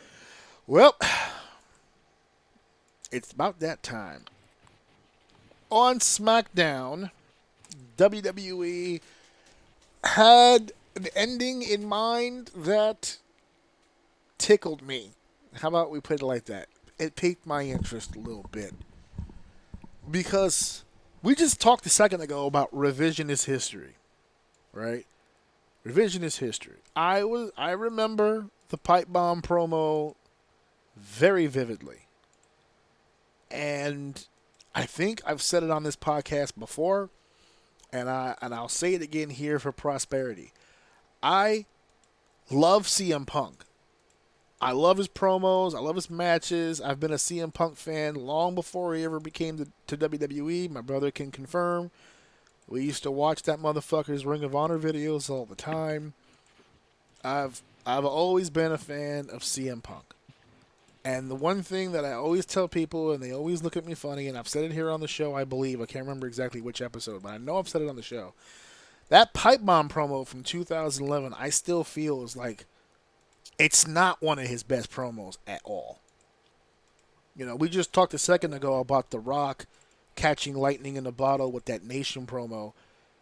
I still don't understand how that promo was lightning in the bottle. He didn't really... I look at that promo and I don't look at it like, damn, he was tearing it up that night.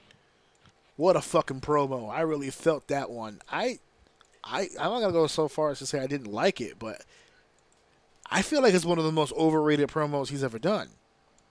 Do you think it's one of his better WWE promos?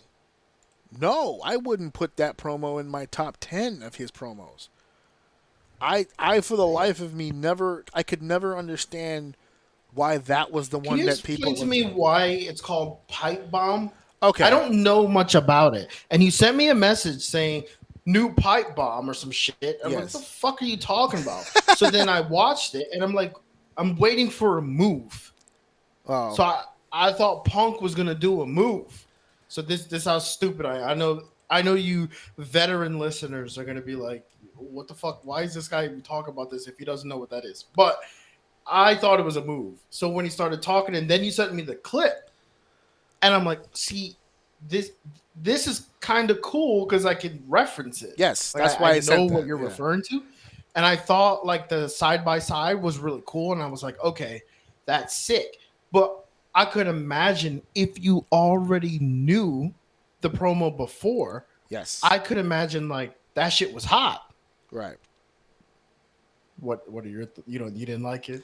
No, I think you just hit the nail on the head right now.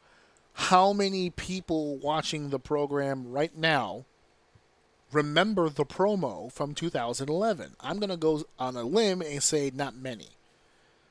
That's why I sent you that clip of the person who spliced it together so that you could see the very close similarities between the two promos. I don't. I'm not gonna. I think saying that I don't like that promo is too strong because it wasn't like I disliked it. I hate the hype of that promo. Now, the reason why we keep using the word pipe bomb is because, and this is another reason why I feel like I probably don't like it as much as a lot of other people, is because a lot of that promo I've heard before. He did a very similar promo in Ring of Honor where he used some of that stuff. He reused it in this promo for WWE, which is smart. A lot of those people who were watching that program don't watch Ring of Honor, but I did at the time. So one of his biggest criticisms of himself or his career is that a lot of people don't give him the opportunity to talk on the microphone and to cut promos, which is where he feels his strength is, which is true. At the time, when he was coming into WWE, although they did think he was a pretty good promo because they gave him an opportunity to speak on occasion, they didn't think he was that kind of promo where he demanded the mic every time he was out there. So there's a line in the promo that he used in Ring of Honor that he used again on WWE where he says, he points to the microphone and he says, in most people's hands, this is a microphone, but in my hands, it's a pipe bomb. And he's saying that he's able to use that microphone to cause destruction against anybody that he works against. That's the ideology behind pipe bomb. And ever since he said that, every motherfucker on earth, on the indies and every other company, have now used the term pipe bomb whenever they think they're having a really cool promo moment. And so that's why now they've been using the word pipe bomb. That's where the pipe bomb part comes in. But back to the segment at hand. So, again, another thing that people don't remember is that CM Punk... Oh, I haven't told anybody this. I told you this. They started mimicking each other's... The previous program a few weeks ago when they first started this. When Punk looked at John and said, I have a lot of things I have to get off my chest, which is a repeat from the original pipe bomb promo.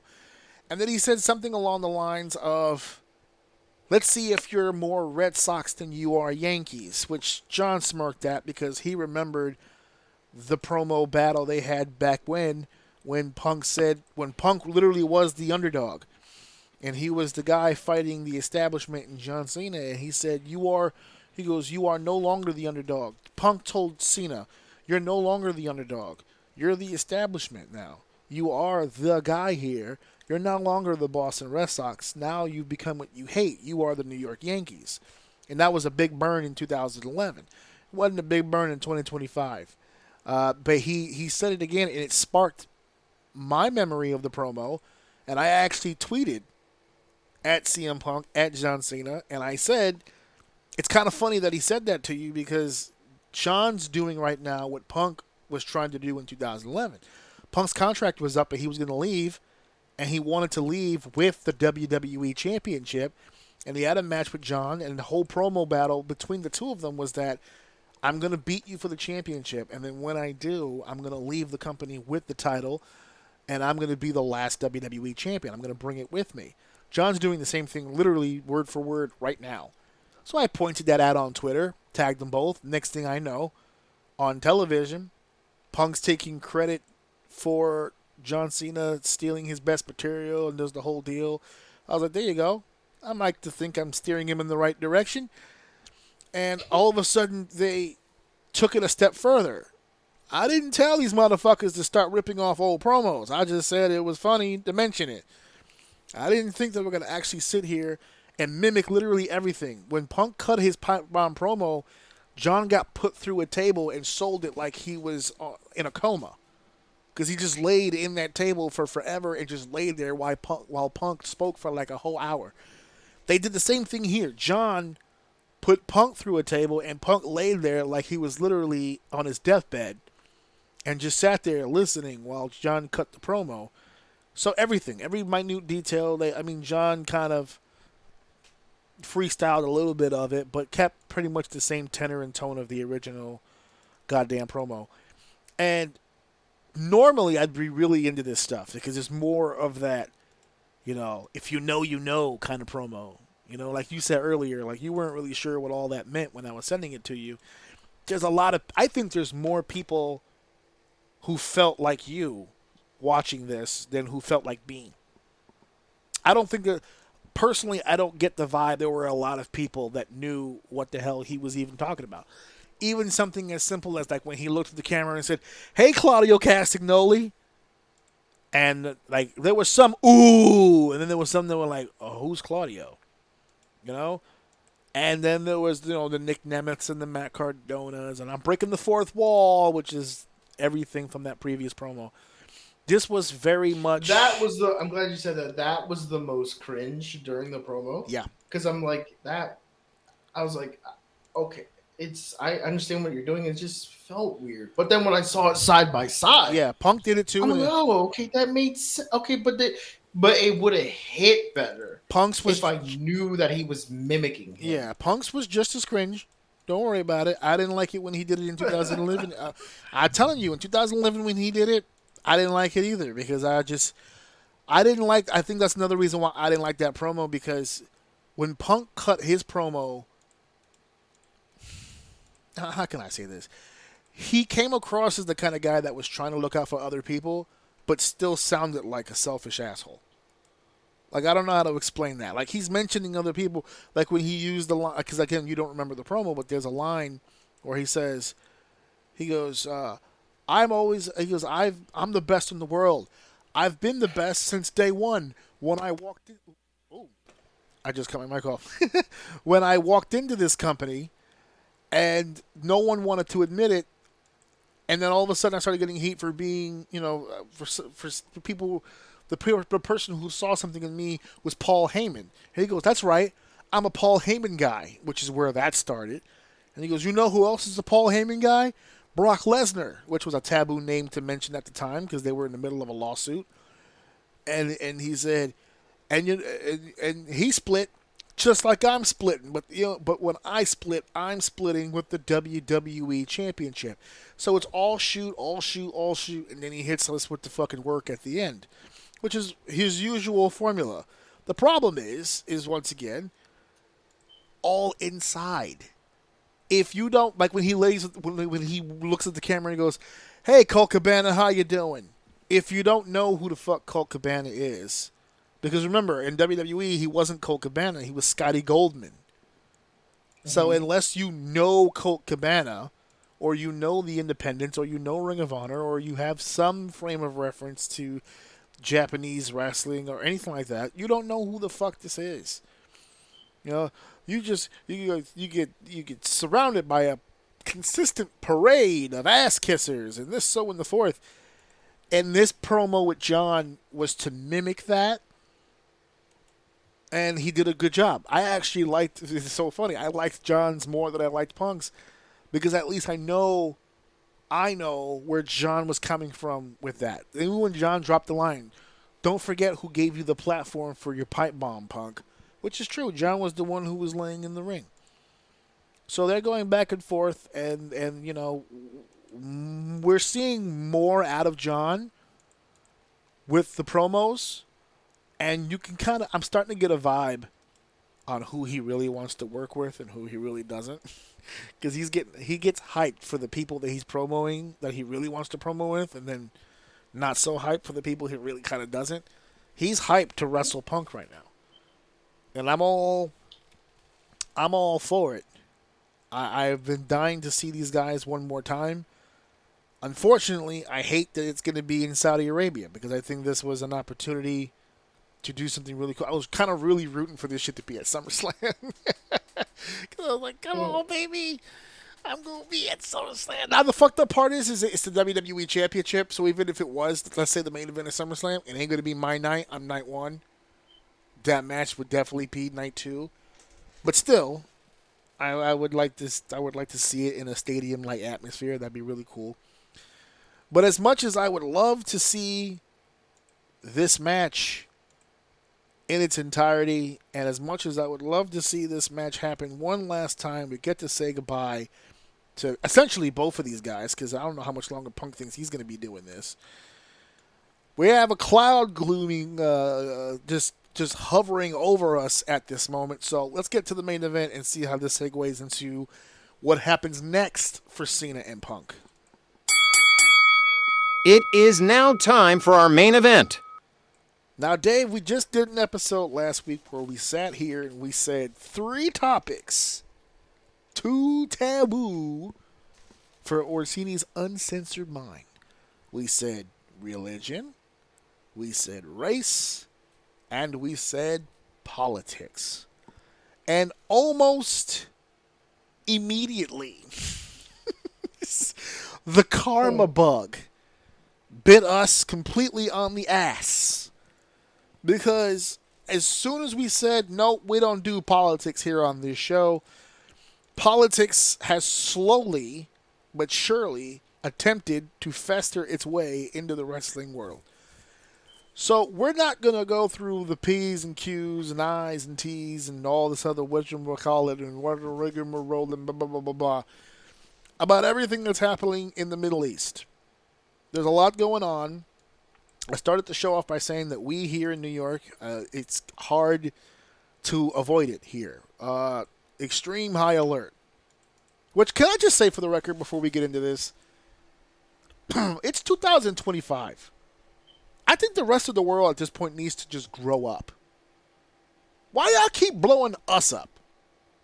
Why are we always the one on high alert? There's some real... New York? Yes! Well, there's some assholes in Topeka, Kansas, bro. There's some nice shit in Dallas. I've been to Dallas. There's some nice shit over there, bro. I've been to Cali. That's like basically New York, but over there. Like, I've seen it. They got hobos just like we do. They got tall, fancy buildings like we do. I've been to Florida. Florida's nice. Listen, Florida, if you had to pick one of the 50 states to start smoke and static with, Florida's with it. Florida is just sitting there like, fuck yes. Bring us the bullshit, please. It's been a boring Wednesday. So can we just, enough with the New York City on high alert thing? We've got nothing left to give. We have nothing left to give. There's nothing happening here that doesn't happen literally anywhere else. The guy who's fucking with you, by the way, lives in Washington. Go down there and cause some fucking shit. Well, I don't know why y'all keep...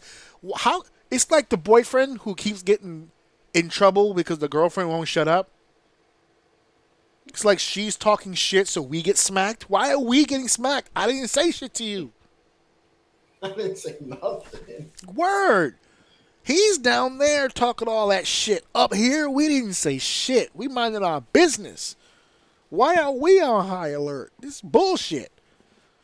Anyway, topic for another day. Iran and Israel are in the middle of a kerfuffle. Apparently, they've been fighting for quite a while.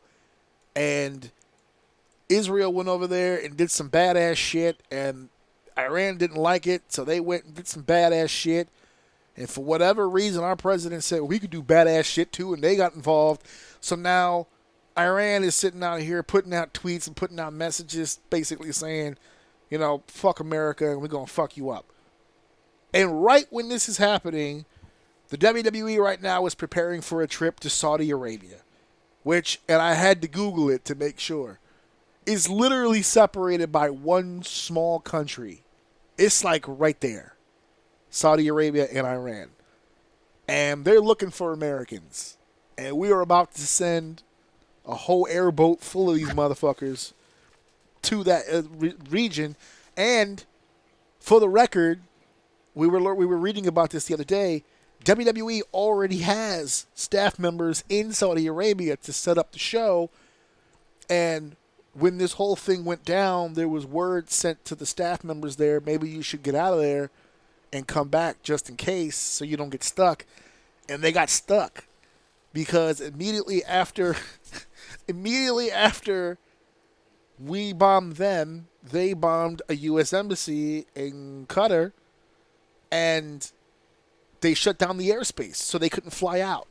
So we're already having problems now as far as travel goes. And we haven't even gotten to the weekend yet, which is another issue because they have a SmackDown and a pay-per-view planned in Saudi Arabia. So we have an issue here. I don't know if you've seen any of the online activity, but there's a lot of people here who are really pushing and advocating super hard for WWE to not go on this trip. And to not go to Saudi Arabia, and to not, even if you don't want to cancel the show, at the very least to postpone it for another day, which I don't know if anybody is aware out there, but that's a very difficult thing to do. I was telling my wife, I said we wouldn't be postponing because there's a building malfunction. We're not postponing because of an airline situation. We'd be postponing due to a war. So like, when do you reschedule that? When do you reschedule a pay-per-view because of war? I don't know. Plus, if Saudi Arabia is the one who paid you to do something, I don't know about y'all. I don't know if I want to renege on a deal with the Saudi Arabian government. I'm just saying. I'm just throwing that out there. Like, if they paid for some shit already, like the direct deposit hit and everything, and all of a sudden you get on the phone like, bro, it's kind of hot over there right now. I don't know if we should go. And they're like, oh, word? What's your address again? Pass that Addy to me real quick. Where are you at? What is your exact where is that exact longitude, latitude at again? What is the, out of curiosity, just like, what's the wind speed there like right now? Like, what's your dew point right now? Just humor me. What's going on over there?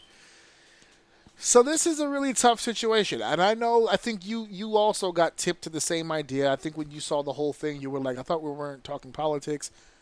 I'm not here to deliberate on the Israeli-Iranian history, dude. I don't have a fucking clue what any of that shit is. We are not here to talk about the fucking politics. The only thing that I concern myself with is what I always concern myself with, which is the wrestling business. And I don't want any of these people getting hurt over some bullshit that other people are having and involving themselves in. So while I know there's a lot of people out there that are like, oh, you shouldn't go, it's not safe, you shouldn't do that, or you're putting your staff in jeopardy, I there's a piece of me that's like, yeah, sure, that makes a lot of sense. You want to be safe. You don't want to put your employees in a dangerous situation, but, pick your poison, bitches. Pick your poison. If you want to stay because you don't want Iran to make you go boom, don't be upset when Saudi Arabia comes over here and makes boom over here. Don't do it. If you don't think Saudi Arabia is petty enough to get mad, bruh. Bruh. That's a different level. Wrestling seriously. Listen, WWE right now has been seeing the good side of Saudi Arabia. Don't make them get ugly.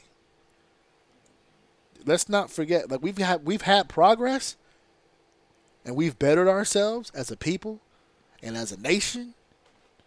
But don't let me go back to my old self, motherfucker. You better be here on Saturday. Don't make me come out my face. All right? I've given my life to the Lord and to Jesus himself.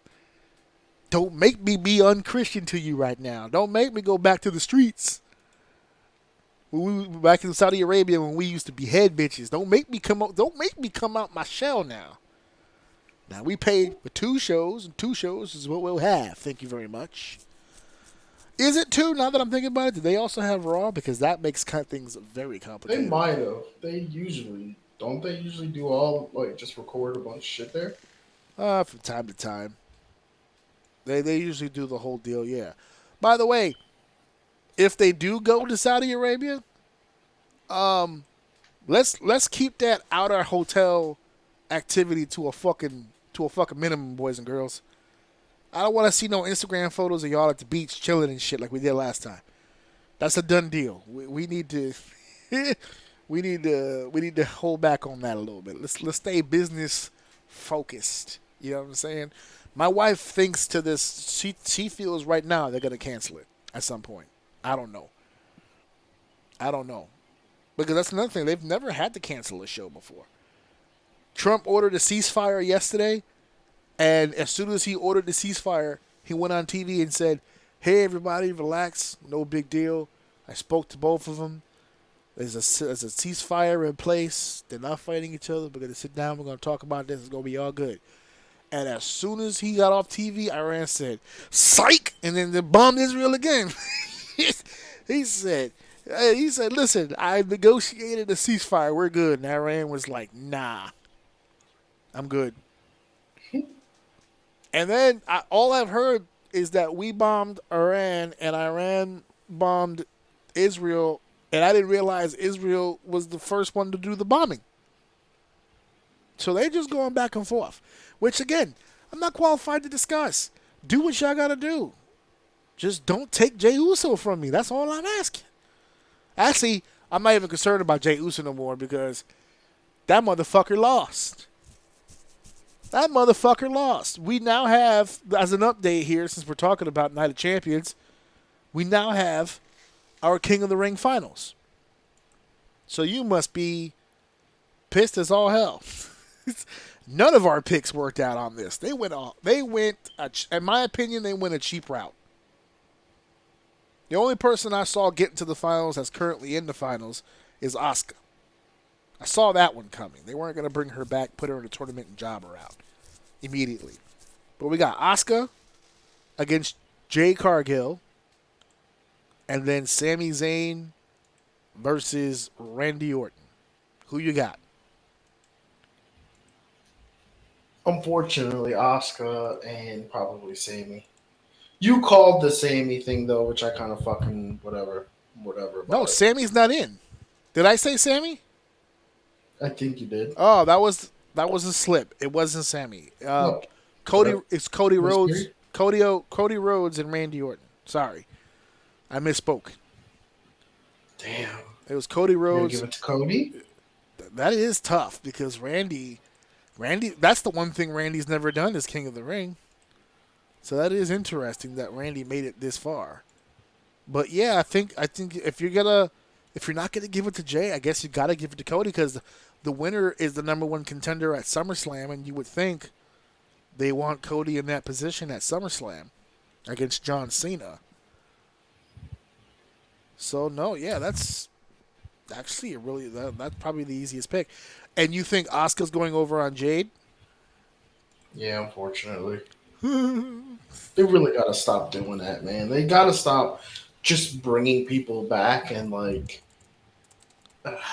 whatever. Beating a dead horse at this point. I just really don't understand why people who go out on breaks can't come back to, like, a big pop and, like, start a feud. Like, come out and interrupt the match or something and, like, get into a feud with somebody and sell a story.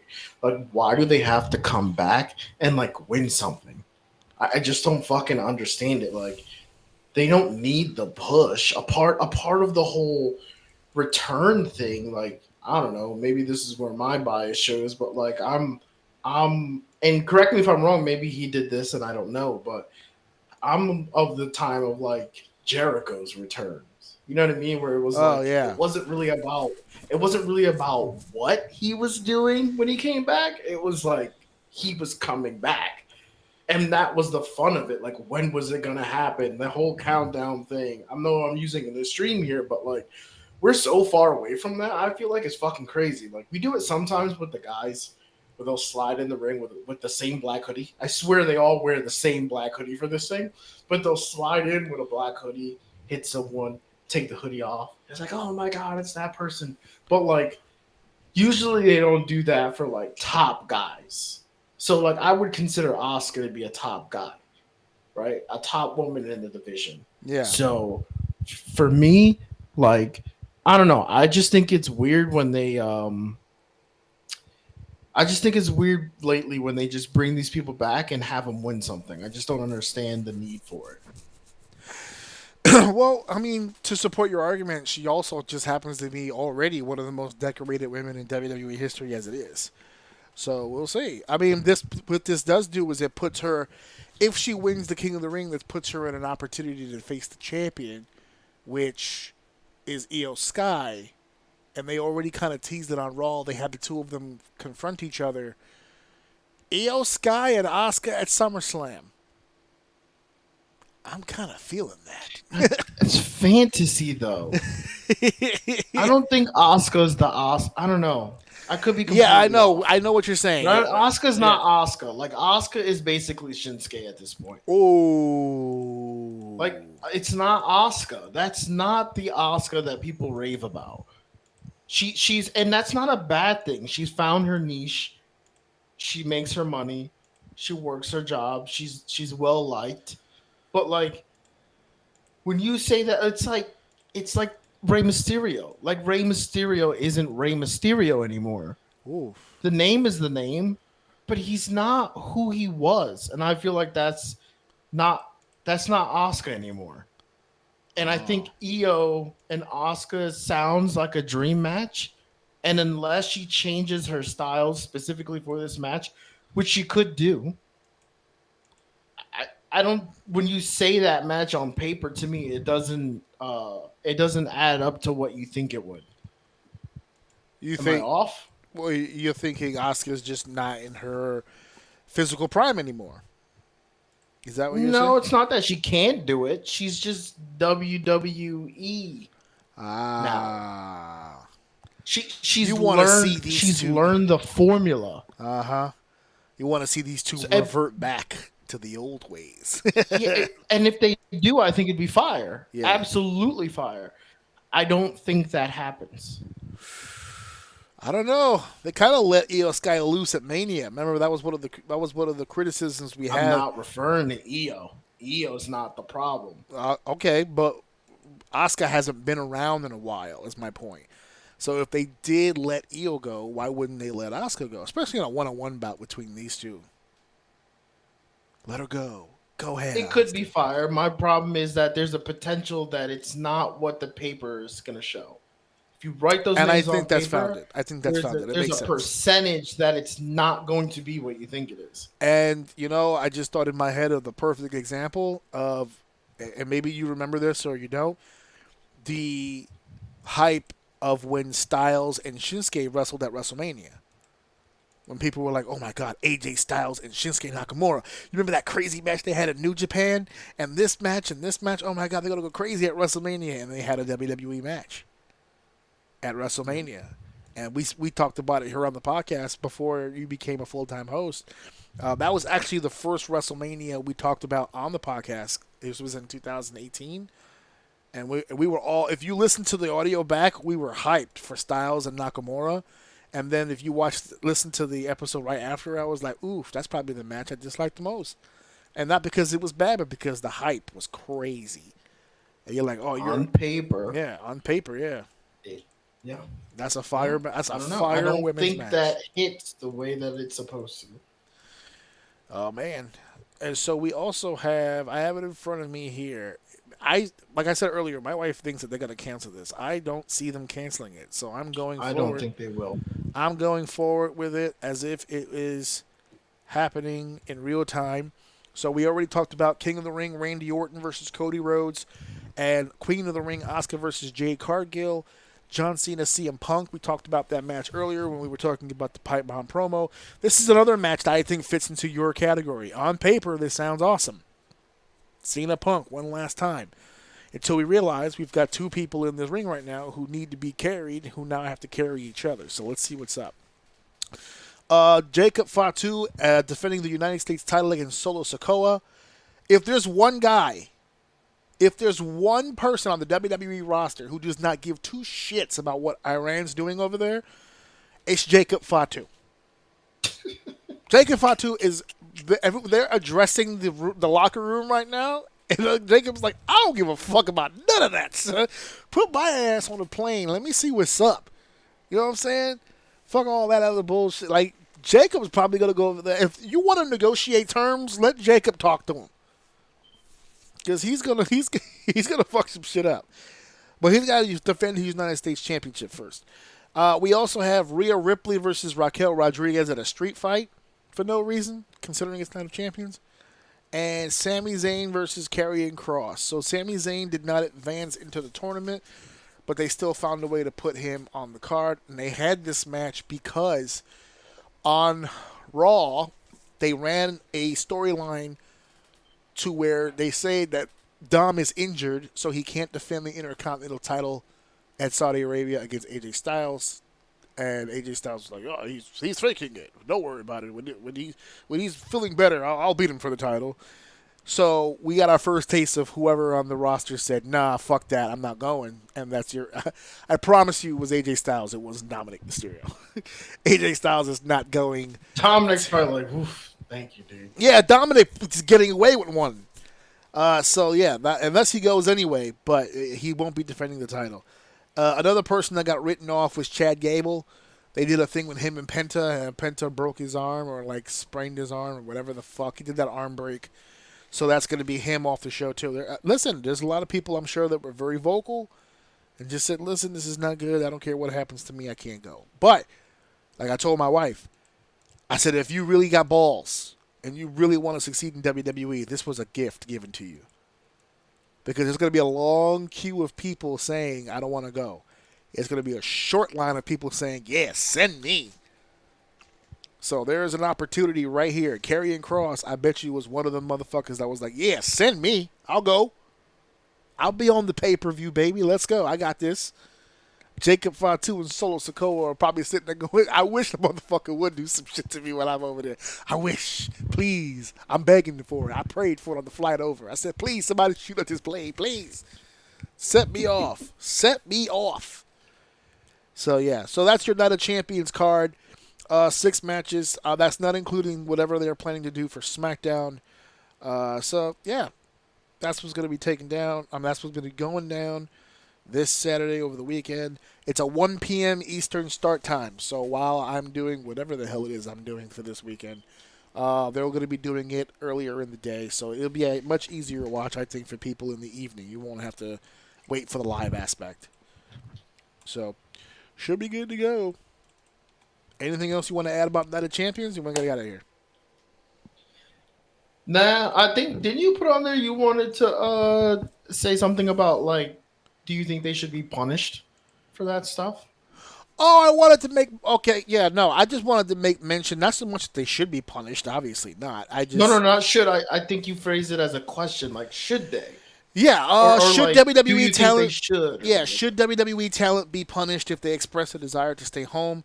I think that's a question that I had now that because originally when I posed that question, I had it in my head before Raw, and then I watched Raw and I saw people getting written off, so I was like, oh, so there must not be heat with a lot of people about doing that.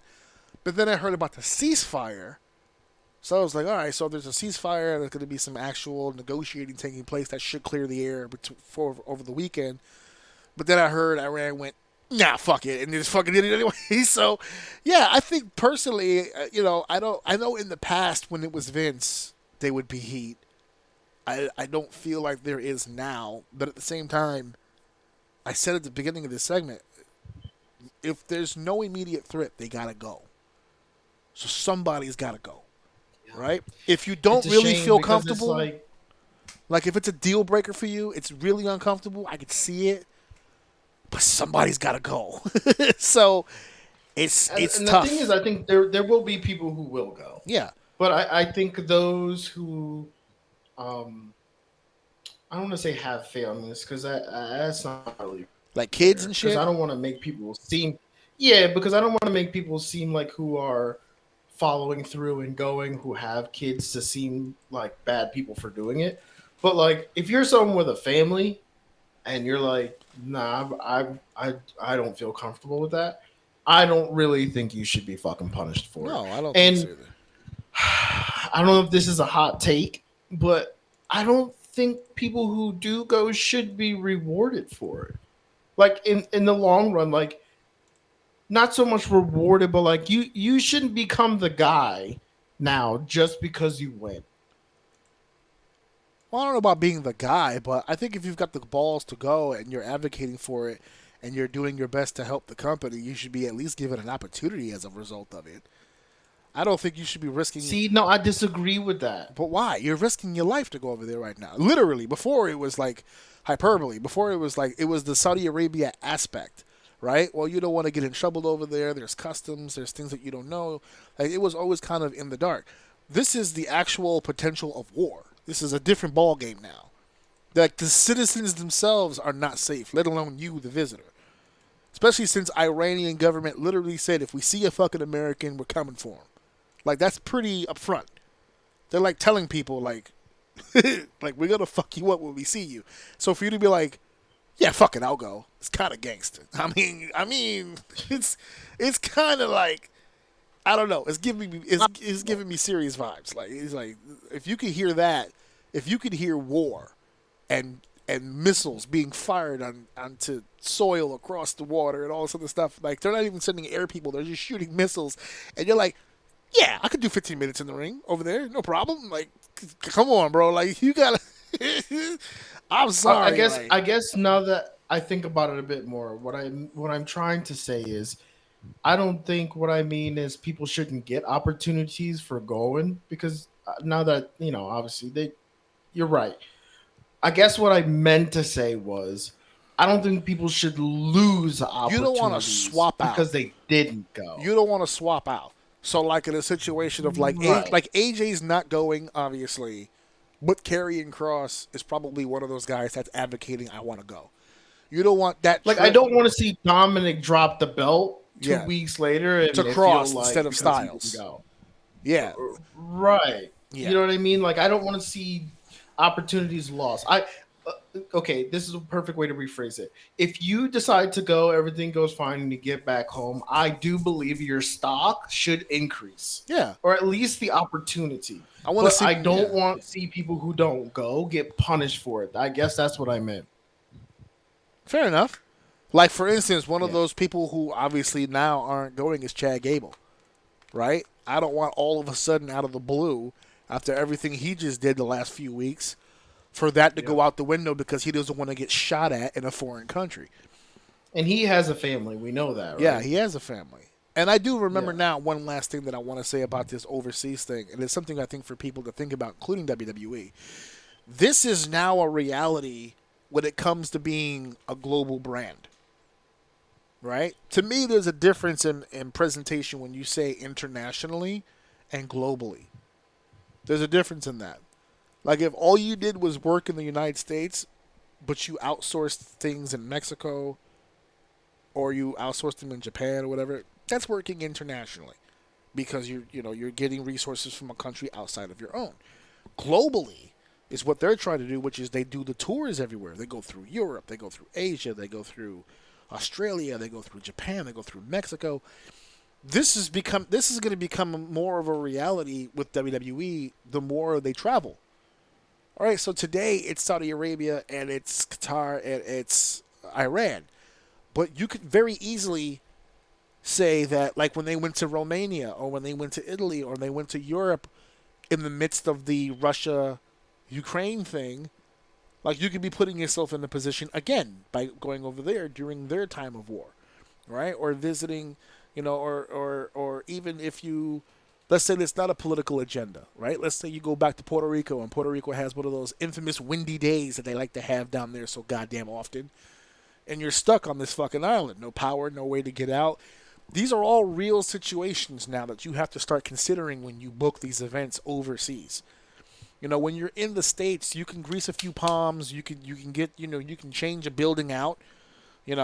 Oh, we're having a lot of issue here in Miami, so let's take all of our shit, go up the road to Tampa. We'll be fine. We'll still acknowledge the ticket sales and all that other stuff.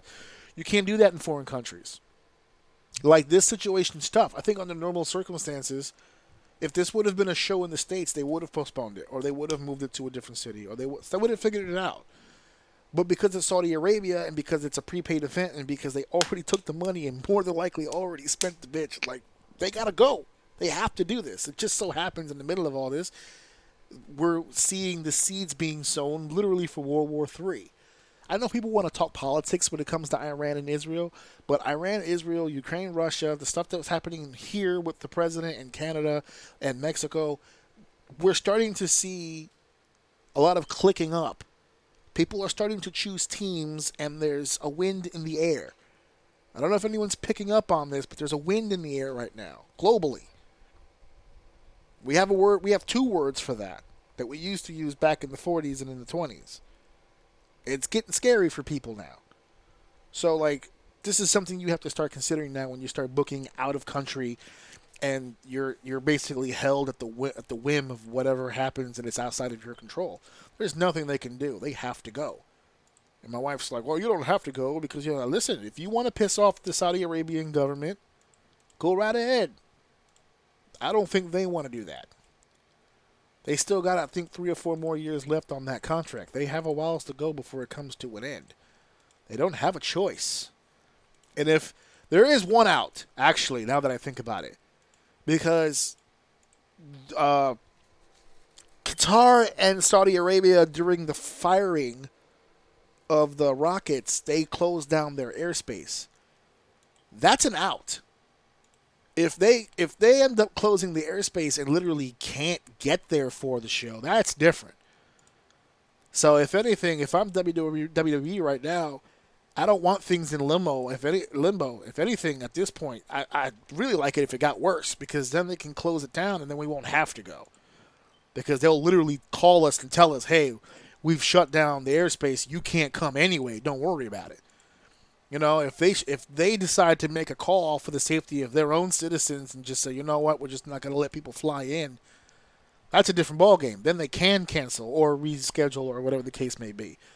But if they're taking shots from another country and they're still sitting there like, yeah, come on down, don't worry about that, we got you, then they got to go.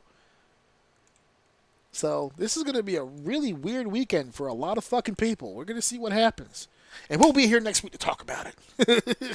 Yeah, well, let's hope everything goes. Yeah, I don't want anybody hurt. That's midday too, man. Yeah, I don't want to hear that fucking news. Yeah, it's gonna be midday for us. I think it's nighttime for them. So it's gonna be a really nerve. You're gonna see. I want you to pay attention to the entrances during that show. There's gonna be a lot of fucking tense people in Saudi Arabia this weekend. Tense people. It's going to be crazy. But anyway, we'll be talking about Night of Champions next week when we come back. Obviously, we will have a new king, a new queen, possibly some new champions. There's going to be some news to talk about next week, so we'll settle into that. Also, we have to discuss some possible 4th of July plans for the show. We'll talk about that next week as we deliberate. So, thank you for listening. Thank you for downloading. Thank you for sharing. And, of course, absolutely, thank you guys for enjoying. Stay safe for everybody out there traveling this weekend. And, have a good one. We'll see you next week. Mic drop. Wait a minute. This is too much. Cooking it like a pro. Wrap it up, everybody. Show's over.